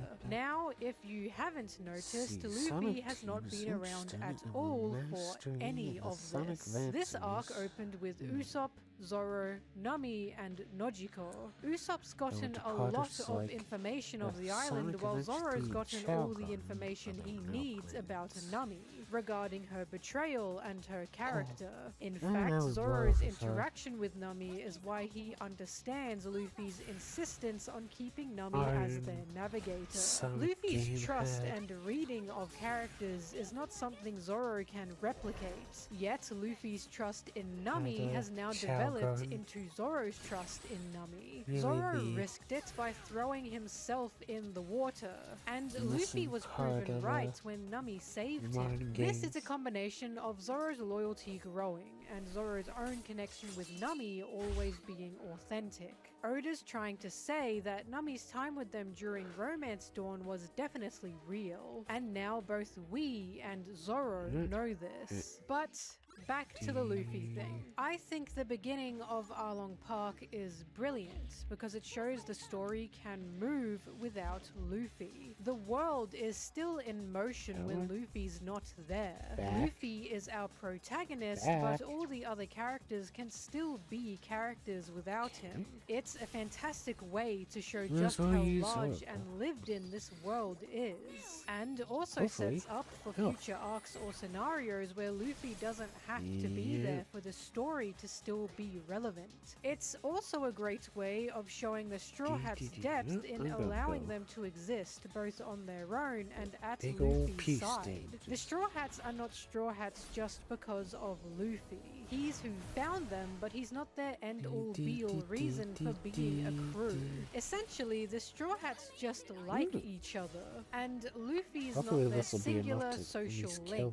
I'm sure I don't have to say that this is a very important thing to display, but it's a very important thing to display. As Luffy does come back into the story, we finally get Nami's backstory and reasoning for everything, which Luffy elects to ignore. Makes perfect sense when he hasn't heard the backstories of any of his crew. If they don't want to tell their past, Luffy doesn't need to hear it. There's a whole character reason for this, but Luffy not needing to hear anyone relive their trauma is consistent to Luffy. If you want more on why he did this and him as a character, you can watch my Luffy videos. But just like Shanks with Luffy, or Zeph with Sanji, Nami has a similar story about a mentor figure sacrificing something for her, except instead of a limb, it was her life. Bellemere was Nami's mother, although not by blood. I'm surprised I haven't said it yet, but family being family even without the blood connection is also a big theme here. It's Oda telling us that positive connections are forged through actions of love. In One Piece's world, being blood family does not automatically mean you have a bond as strong as steel. In a world of pirates, of outcasts finding and fighting for each other, I'd say this is a very important important man. concept to solidify. Nami's own dreams came from Bellemere, who encouraged her passion of cartography, while Bellemere's life and world centered around her This two is a daughters. long-ass Nami is battle. told that Bellemere was ready to die after being left for dead on the battlefield between Marines and pirates, but was inspired and motivated to stay alive after finding a young Nojiko and Nami, especially upon seeing Nami's smile. And oh my god, this is almost like how Zeph pushed himself to stay alive due to sharing a dream with Sanji. All these things connect, as I keep saying. Bellemere's death was an absolutely heart-wrenching thing to read, but what were we supposed to take from it? Well, apart from tears and sadness, Bellemere's death encapsulates the themes of hope, sacrifice for the new this got generation, and really protecting what's crazy. important Wow. to you, also known as one's treasure. What if Bellemere found hope through Nami and The Nojiko, because battlefield. even on a war-torn battlefield, Nami That could still smile. Bellemere This hope was so found strong, it led to Nami Bellemere leaving the Marines to raise these two kids, but poverty a struggle she was happy to face for them. Due to Nami Found and Nojiko Bellemere keeping and herself Nojiko alive, she was happy to was the die for them god too. Valley. Bellemere couldn't reject the two that made her life worth living, hence her defiance against So, Arlong okay, and her some pride in announcing crazy- Nami and Nojiko crazy as her things about daughters, her. and she died with a smile Nami's on her back. face. There's no regret from Bellemere here. She'd rather die with her don't love know than live anything about with One her Piece. guilt, and this was her final stand in showing it Nami stand and me much Nojiko to that blood does not I'm not define going their to explain. relationship. She died as their mother, her final words being, "I love you," and we can very easily come to the conclusion that Bellemere's treasure was her daughters. You must be prepared to both live and die for your treasure, to defend it and sacrifice yourself for it, because the treasure you hold is what motivates you to keep going, and is what allows you to die with a smile on your face. From Luffy and Shanks to Zoro and Kuina, to Usopp and Syrup Village, to Zeph and Sanji. Nami's backstory hits because we have seen sacrifice of love in motion again and again throughout the East Blue, finally coming to an intense finale with Bellemere, this woman the first to die for her love, all while smiling down the barrel of a gun. I understand characters like Kuina and Usopp's mother had died before this, but those were different circumstances. Kuina's life was not a chosen sacrifice, it was an accident. Zoro's own life was the chosen sacrifice for Kuina. Similar thing can be said about Usopp's mother. Her death was unfortunate and an accident. Bellemere truly showed us what it takes to love someone, to hold onto your hope, to hold onto the treasure that is your family in One Piece's world. It takes being prepared to give your life. It takes sacrifice. And Nami, in a tragic way, carried over this lesson to her own life. She sacrificed herself for her village, never wanting anyone to be hurt or killed again, which is why she gets so frustrated at the Straw Hats following her and trying to help her, because, for the love of God, can't they see she doesn't want anyone hurt or killed again for her sake? And this is why her village exists as it does. If they can't die for her, then they will live for her, accepting her sacrifice and fighting with her the only way they can. If a little girl has chosen to be their savior, then in this situation, death would be the coward's way out. It takes strength to sacrifice, but it also takes strength to exist. When someone has given their life for you, you must be strong and live. And isn't that just such a powerful message for this really series is to have? Don't die hanging for in your on it, man. saviors, Give 'em but that. live for your saviors. This is one of my favorite Finally. themes One Piece has and embodies and continues to convey throughout nearly every single arc. Moving on from that, there's a line from Arlong about Bellemere dying for her foolish love, and that's quite literally what all the Straw Hats are doing. For the love of their crew, their family, and their dreams, they are happy to die for their foolish love. They can smile every day because of their foolish love, and they have their ambitions because of their foolish love. This goes back to what the Baratier was about, back to the Zoro and Mihawk fight, back to the Don Craig fight, and even back to Usopp and Syrup Village as he protected he's his pretty tough, island. but he's still no Everything match for is us. done due to foolish Keep love. dying. Oda may as well be Neither. beating us over the head with it at this point, Nothing can take becoming me the down Pirate as King, long as I have becoming my a Master sister to Swordsman, protect. drawing a map of the world, being a brave warrior of the sea, and finding the All Thank you, Blue. Metis. It's all foolish, but it's all No need to done thank me for from that. love. Arlong Park is exploding this point, this theme in our Let's make faces. haste. That's This is what you One want, right, Piece sister? is about. Nami's flashback ends with Bellemere telling her she must not curse the age she was born into, that she must never lose the ability to laugh. And I'm sure these two things are ringing bells when it comes to exploring future themes in this series. When we get to Luffy's legendary scene of putting his hat on Nami's head, of yelling, "Of course he'll help her," the build-up of every other arc before this is why this scene slaps so hard. Luffy doesn't need some sob story. He doesn't need a noble reason to help Nami. He doesn't need her origin or an explanation. He is just helping her because he wants to.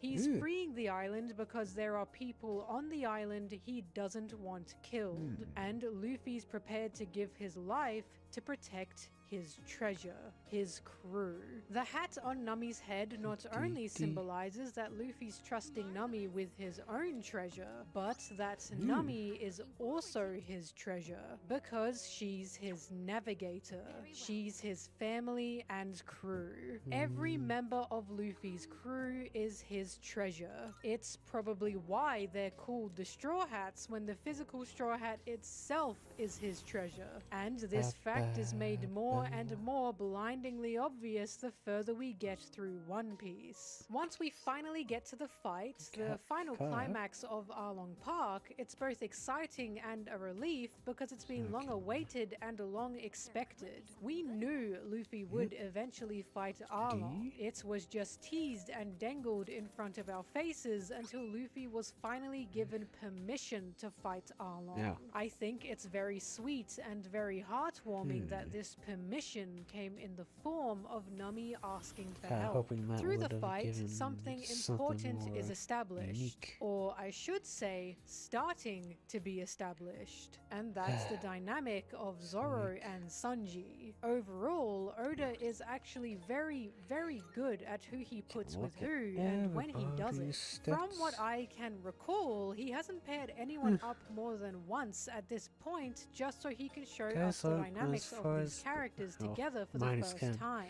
So Aren't with as far Sanji being new behind to as the I thought crew, they were. it only makes sense that Luffy is quite literally forcibly removed from the battlefield. Usopp running away from the battlefield to leave Zoro and Sanji to fight side by side. This is the first arc that begins to develop the Okay, wings no. of the Pirate King.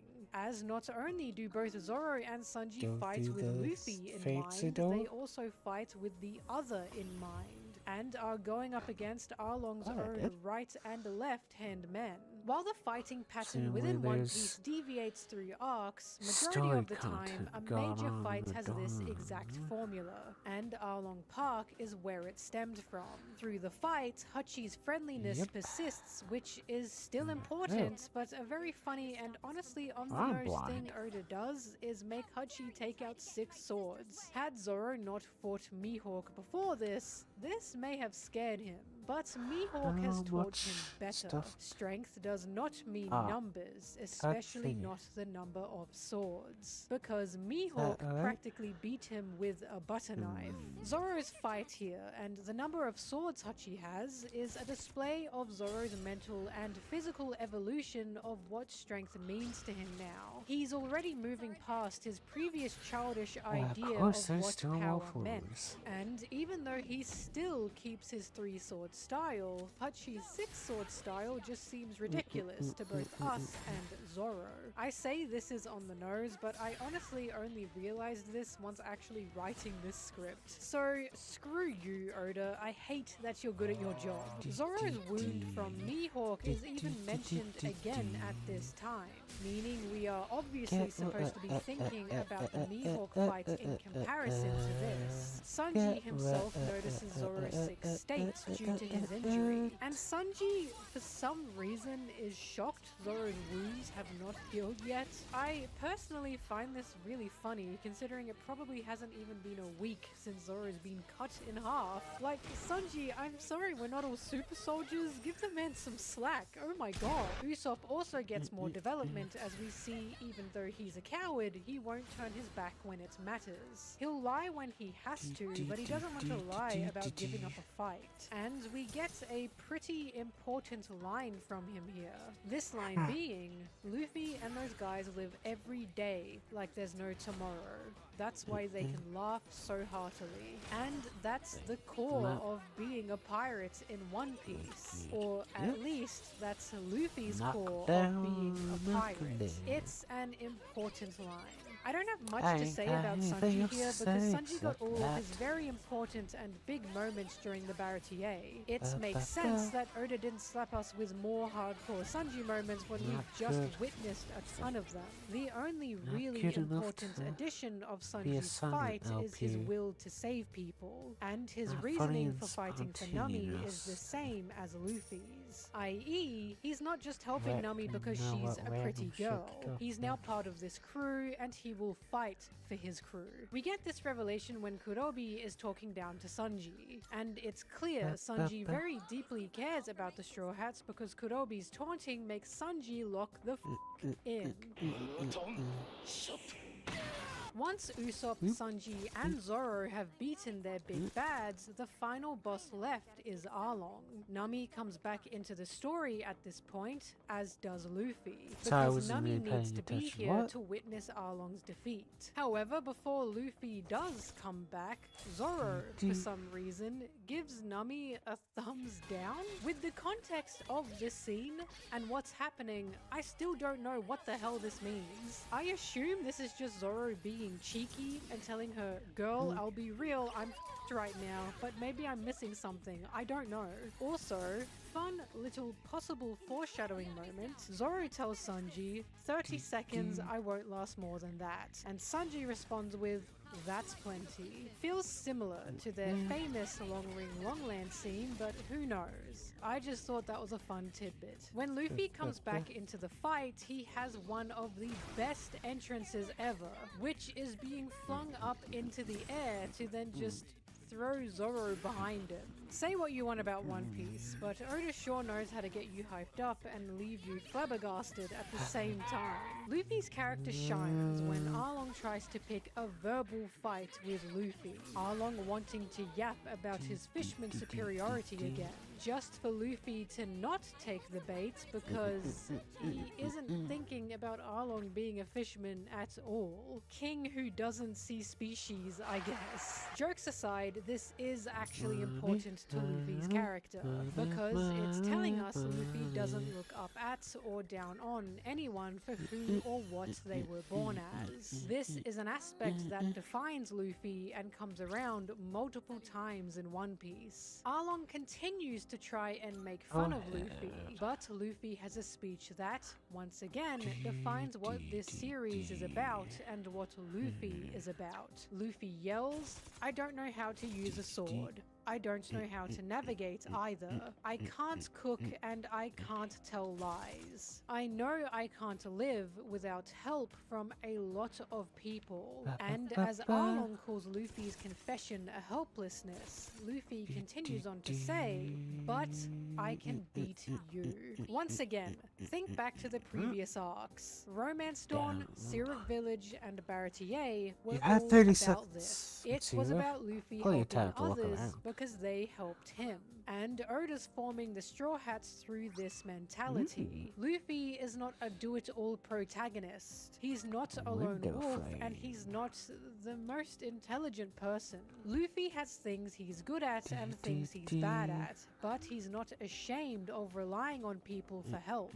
After all, he's only alive due to the help of Shanks, and it's why Luffy's inability to swim has never upset him, nor did eating a devil fruit ever demotivate him from chasing his dreams. Because to accomplish your dreams, you need the help of other people. You need other people to believe in you just as much as you believe in them. And it's why Nami doesn't need to do anything through this fight. She's done enough. She's lived her struggles. And she's now with a captain who will do what she can't, which is beat Arlong, because that's what Luffy can do. To continue on from this, Luffy crashes into Nami's old room, full of her maps that she was forced to draw, and seeing the bloodied pen sends Luffy into a fit of rage. He destroys the room, he destroys the maps, and there's a message here of what chasing your dreams actually means. Nami was drawing maps with Arlong. She was doing the thing she loves the most, but it wasn't authentic. Arlong was forcing Nami to use her talents against her own will. He was using Nami for his own gain.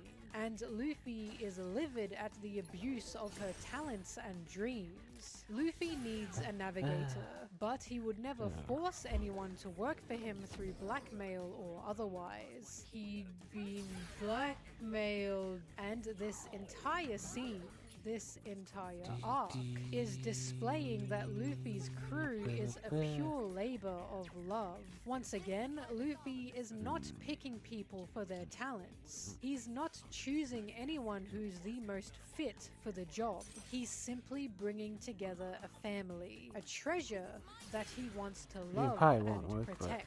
Hence why when Luffy yells at Nami that they're shipmates, that she's one of them now, Nami cries, because this is someone who actually loves her, who actually cares for her, and will allow her to chase her dreams the way she wants. Arlong Park is the creation of the Straw Hats. It's what cements the Straw Hats. From love to dreams to treasures to hope to living every day like it's your last. This is who the Straw Hats are.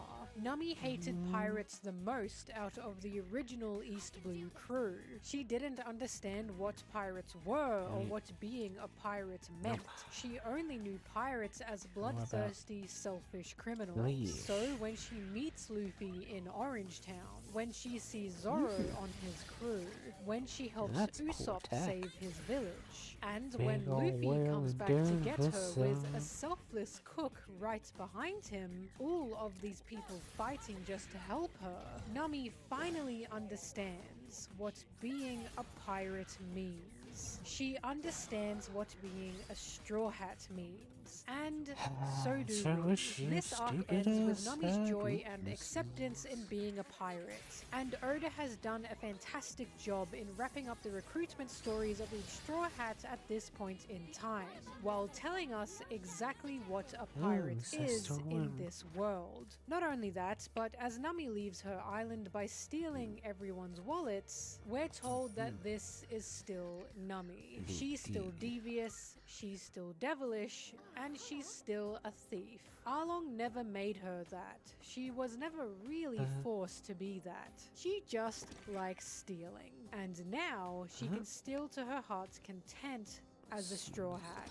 Arlong Park is the peak of the East Blue because it solidified One Piece as something special, as something that prides itself on its themes of dreams, on its holding onto of hope, and on its foolish ideas of love.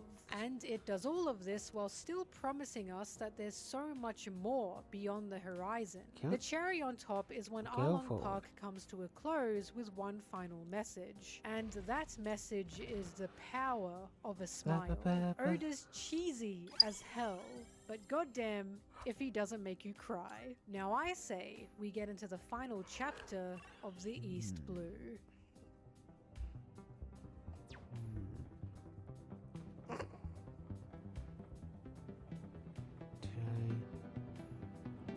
get to the...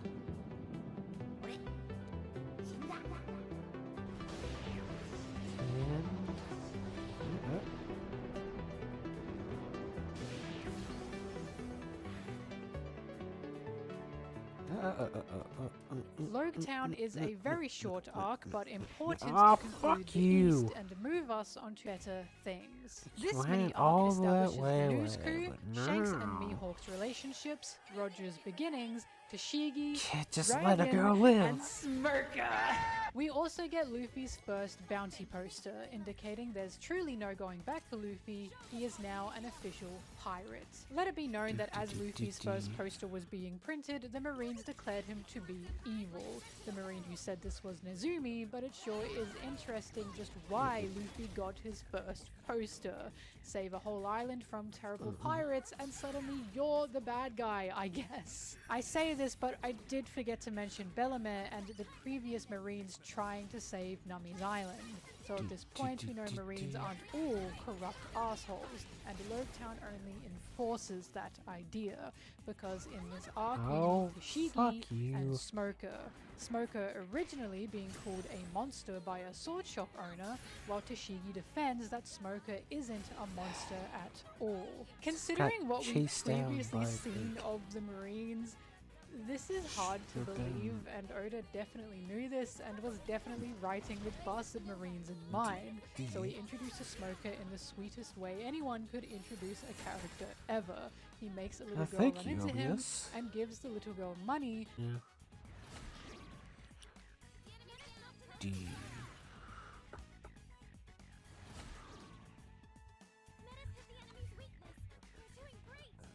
Let's do something.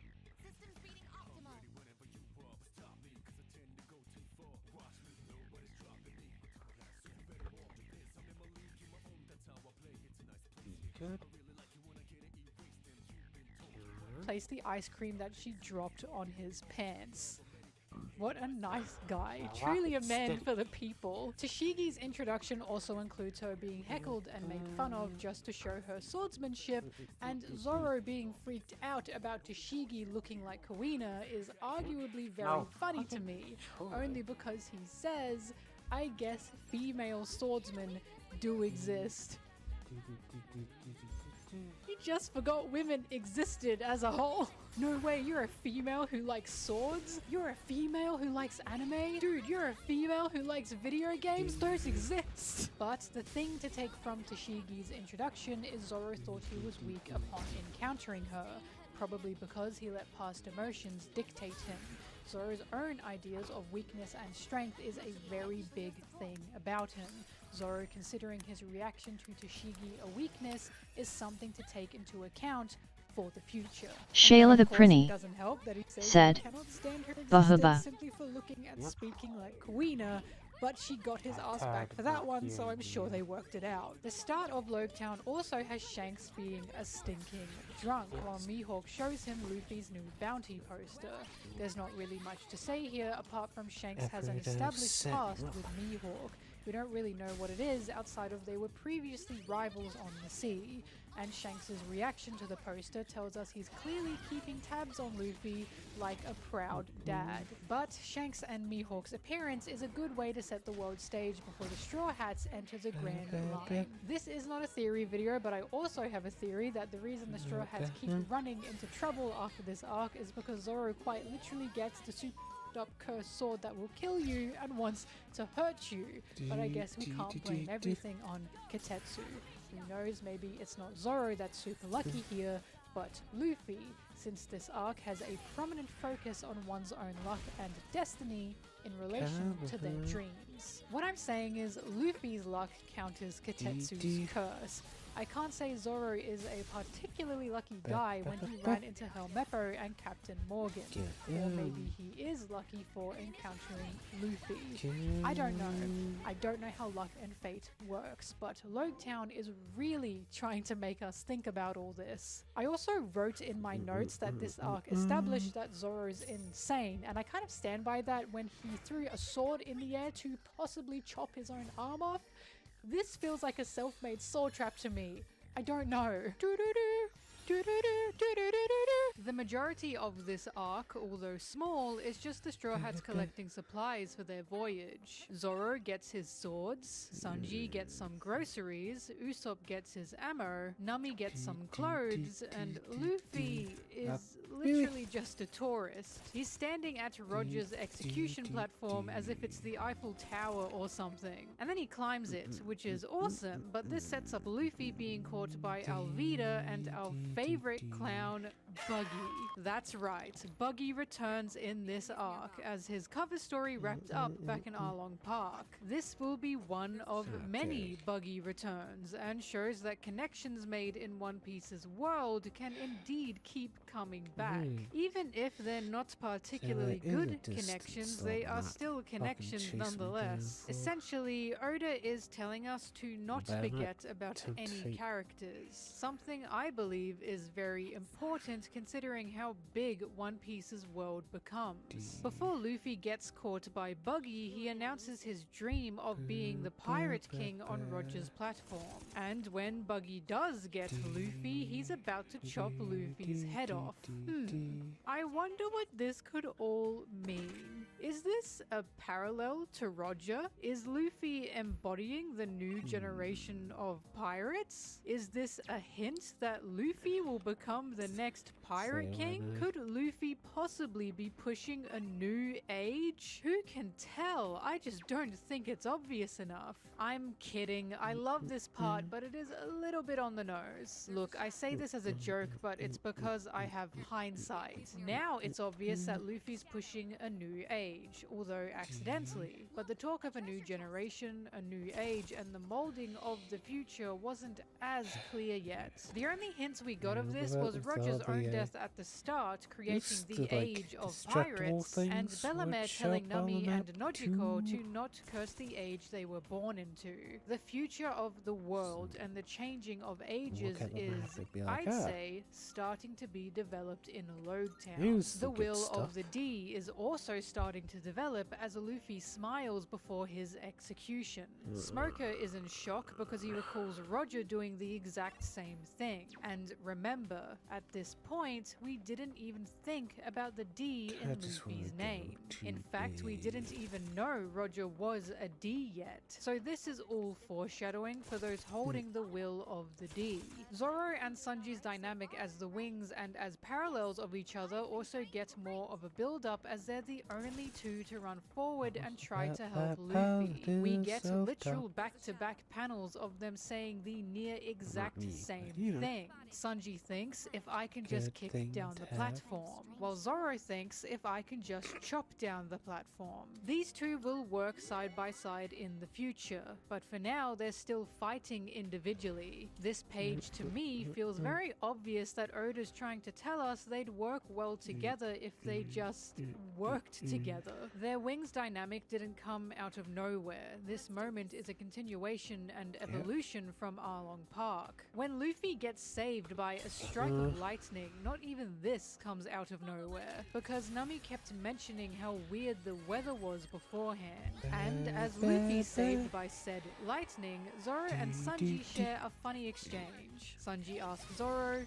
"Do you believe in a higher power?" While Zoro responds, "Don't talk nonsense." All while Luffy is standing there, happy and healthy. As funny as I find this exchange to be, even this holds very important relevance to future themes and arcs. After all, when Luffy stands back up, alive, he smiles, "Lucky me." And the topic of faith, fate, and luck all coincides in this scene when Smoker says, Luffy accepted his fate and laughed. Also, Sanji is talking about a higher power, about believing in a higher power, with Luffy right there. So Sanji is asking Zoro, "Do you believe in a god?" And Zoro saying, "Shut up," all with Luffy there. Luffy, the man who ate the gum gum fruit. the gum gum fruit, which turns into What the something hell more. is I don't know Flith? how much Oda planned, no one really knows, but this panel has aged exceptionally well. In chapter 100, Dragon is introduced, a man we know nothing about at this point, and he appears This just to crypto save shit. Luffy. But more importantly, this chapter is titled The Legend Begins, which is a strange title considering this is chapter 100. But this must mean the legend of Oh, who Luffy fucking hell. is and what he becomes begins, because the chapter before this opened with the words, What legends bullshit that is Bone endure Bear in the got up future there? were events that took place in the past. And then the very first page of chapter 100 is a whole page quoting Roger. These things cannot be stopped. An inherited strength of will, one's dreams, the ebb and flow of Okay. the ages. As long as people hunger for freedom, Fuck, these Benoit. things will exist. I don't know about you, but this is hyping me up beyond belief, because now that Luffy has his crew, Logtown is truly the beginning of the legend of Luffy and the Straw Hats. We're being promised a tale like no other here, and Oda's doing a very good job at both concluding the East Blue and beginning the actual adventures of the Grand Line. Very fitting, since Logtown is quite literally the town of the beginning and the end. Roger's words are also the very core of One Piece. An inherited will, one's dreams, the changing of ages, and the hunger for freedom. Yes. One Piece will now forever embody these words from here on out, much more than it was doing before. And why is Roger the one who's being quoted? Because he started this age. He started a world of Thank you, piracy, and he's pushed for the Question era of generator freedom for and most. dreams. We must never forget Question. Roger is the root Musicians. cause for why and how Pancakes. Luffy even became a pirate. Or Roger's waffles. will moving through himself feel to like more of a Shanks to waffles guy. Luffy, all represented by the Straw Hat. I just We like didn't the know Shanks structure. was even part of Roger's crew here though. We didn't even know that Straw Hat was originally Roger's. But with everything I'm saying here, we can see just how Oda made the Straw Hat more and more significant over time. Luffy and Co Man, leave Logtown with I a like a ton good of enemies pancake. behind them. Smoker if I and were Buggy both prepared to picking chase between the Luffy two, to the I Grand would pick Line. And at mention of the the Grand waffle Line, Buggy says, first. how nostalgic, suggesting that Buggy has been to the Grand Line before. This clown will always come back. Oda was threatening us with Buggy from the Okay. start. To put an end to both Logtown and the East as a whole, the Straw Hats make a promise over a barrel. This is done outside the Red Line because they're quite literally leaving their home waters. And the legend begins on the Grand Line. It would be a bit silly to make this promise before Logtown, because Logtown as an arc is symbolizing the end of the East and the start of the Straw Hats' dreams coming true as a whole. There is no coming back from the Grand Line. Their dreams will be found on those seas. So breaking the barrel is the beginning of the end, and the end Stop of the for a beginning. thing, One Piece's therefore. world will be changed from here on out. Yeah, it was Everything something. will be different. And breaking this barrel is a permanent goodbye to the East, as well as the final forming of the Straw Hats and their combined think I have dreams. The two. Grand Line was the end goal of the East. This is a major I have four. transition, and Roger's words beforehand Yeah, only something intensifies good. just how big of a moment this really is. The barrel has been broken. The Grand Line is ahead, and a new age has begun. Logtown is short but sweet, small but significant, and truly works as a fantastic farewell to the East. We've been assured of the return of multiple characters, while promised the introduction of many more. This world No! is about to God damn it. expand beyond our Fucking imaginations. And even in the stormiest of seas, Luffy and his crew keep their big, goofy grins, letting us know whatever comes next, whatever's one waiting right for them out into it there, and get they'll be tapped okay, for so my long as they troubles. have their dreams, their will, and each other.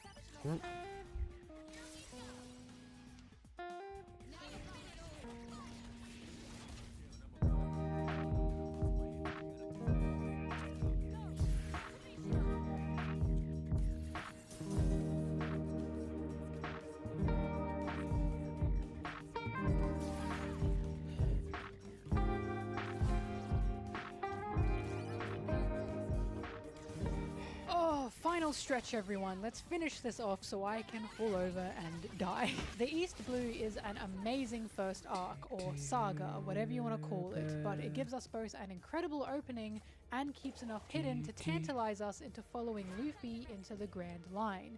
The East Blue is the ultimate carrot on a stick, and you can bet I'm running after it. Something the East Blue aimed to do was give us a grander view of piracy, from the bastard pirates to the fun pirates, and it did just that. If you didn't notice, every single arc had Luffy facing off against other pirate captains, and that's because we needed to see what Luffy didn't agree with in terms of being a captain. He didn't agree with sitting around and pillaging villages for the hell of it. He didn't agree with seeing your crew as pawns to be discarded. He didn't agree with a big crew meaning a strong crew, nor forcing your crew to do what you demand. And he especially didn't agree with using your crew's talents and dreams for your own selfish gain. Through the East Blue, Luffy's ideals of what being a captain means starts to form, and it's by what he thinks a captain shouldn't be.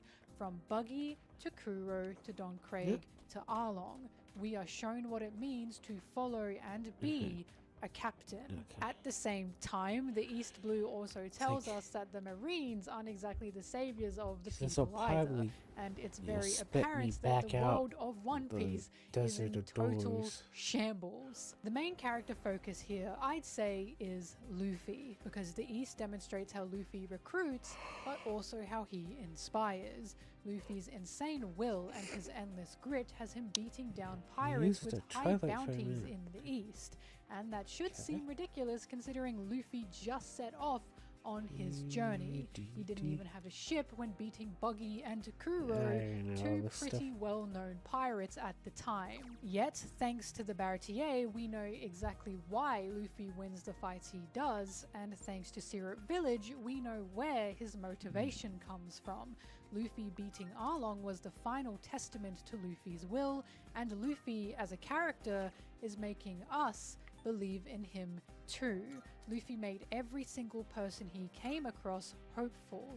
He instilled hope in Zoro, Usopp, Sanji, and Nami, and in the people of all the islands he saved. And since the Grand Line is apparently a merciless place, a hopeless place, as we were told by Gin, Luffy's hope is already turning into the strongest weapon he could possibly have. Because something else the East Blue taught us is if you have hope, you can keep going. I would definitely so remember long to as do. there's hope, there's the desire for dreams and the will to accomplish them. Go to bed. Hope means you will never give up. And for Luffy's character, this is an idea that will blossom beautifully decades later. And again, this idea of hope stemmed from Gaimon. Gaimon. I just won't be able to get over that, I'm afraid. Overall, world stuff and plot stuff aside, the East Blue is the formation of the Straw Hats. This crew has been formed through trust and loyalty, through combined hopes and dreams, and that's the very core of the Straw Hats. Again, this is why they all announce their goals and dreams over the barrel outside of the Grand Line, because one crewmate's dream is everyone's dream. The Straw Hats are not a band of individuals at odds with each other, only working together to get what they want per person. They are a crew who fight for each other, give their lives for each other, and who dream for each other. They are Nakama, a family full of love and hope. And to achieve their dreams, the East displays the amount of sacrifice you need for such a goal.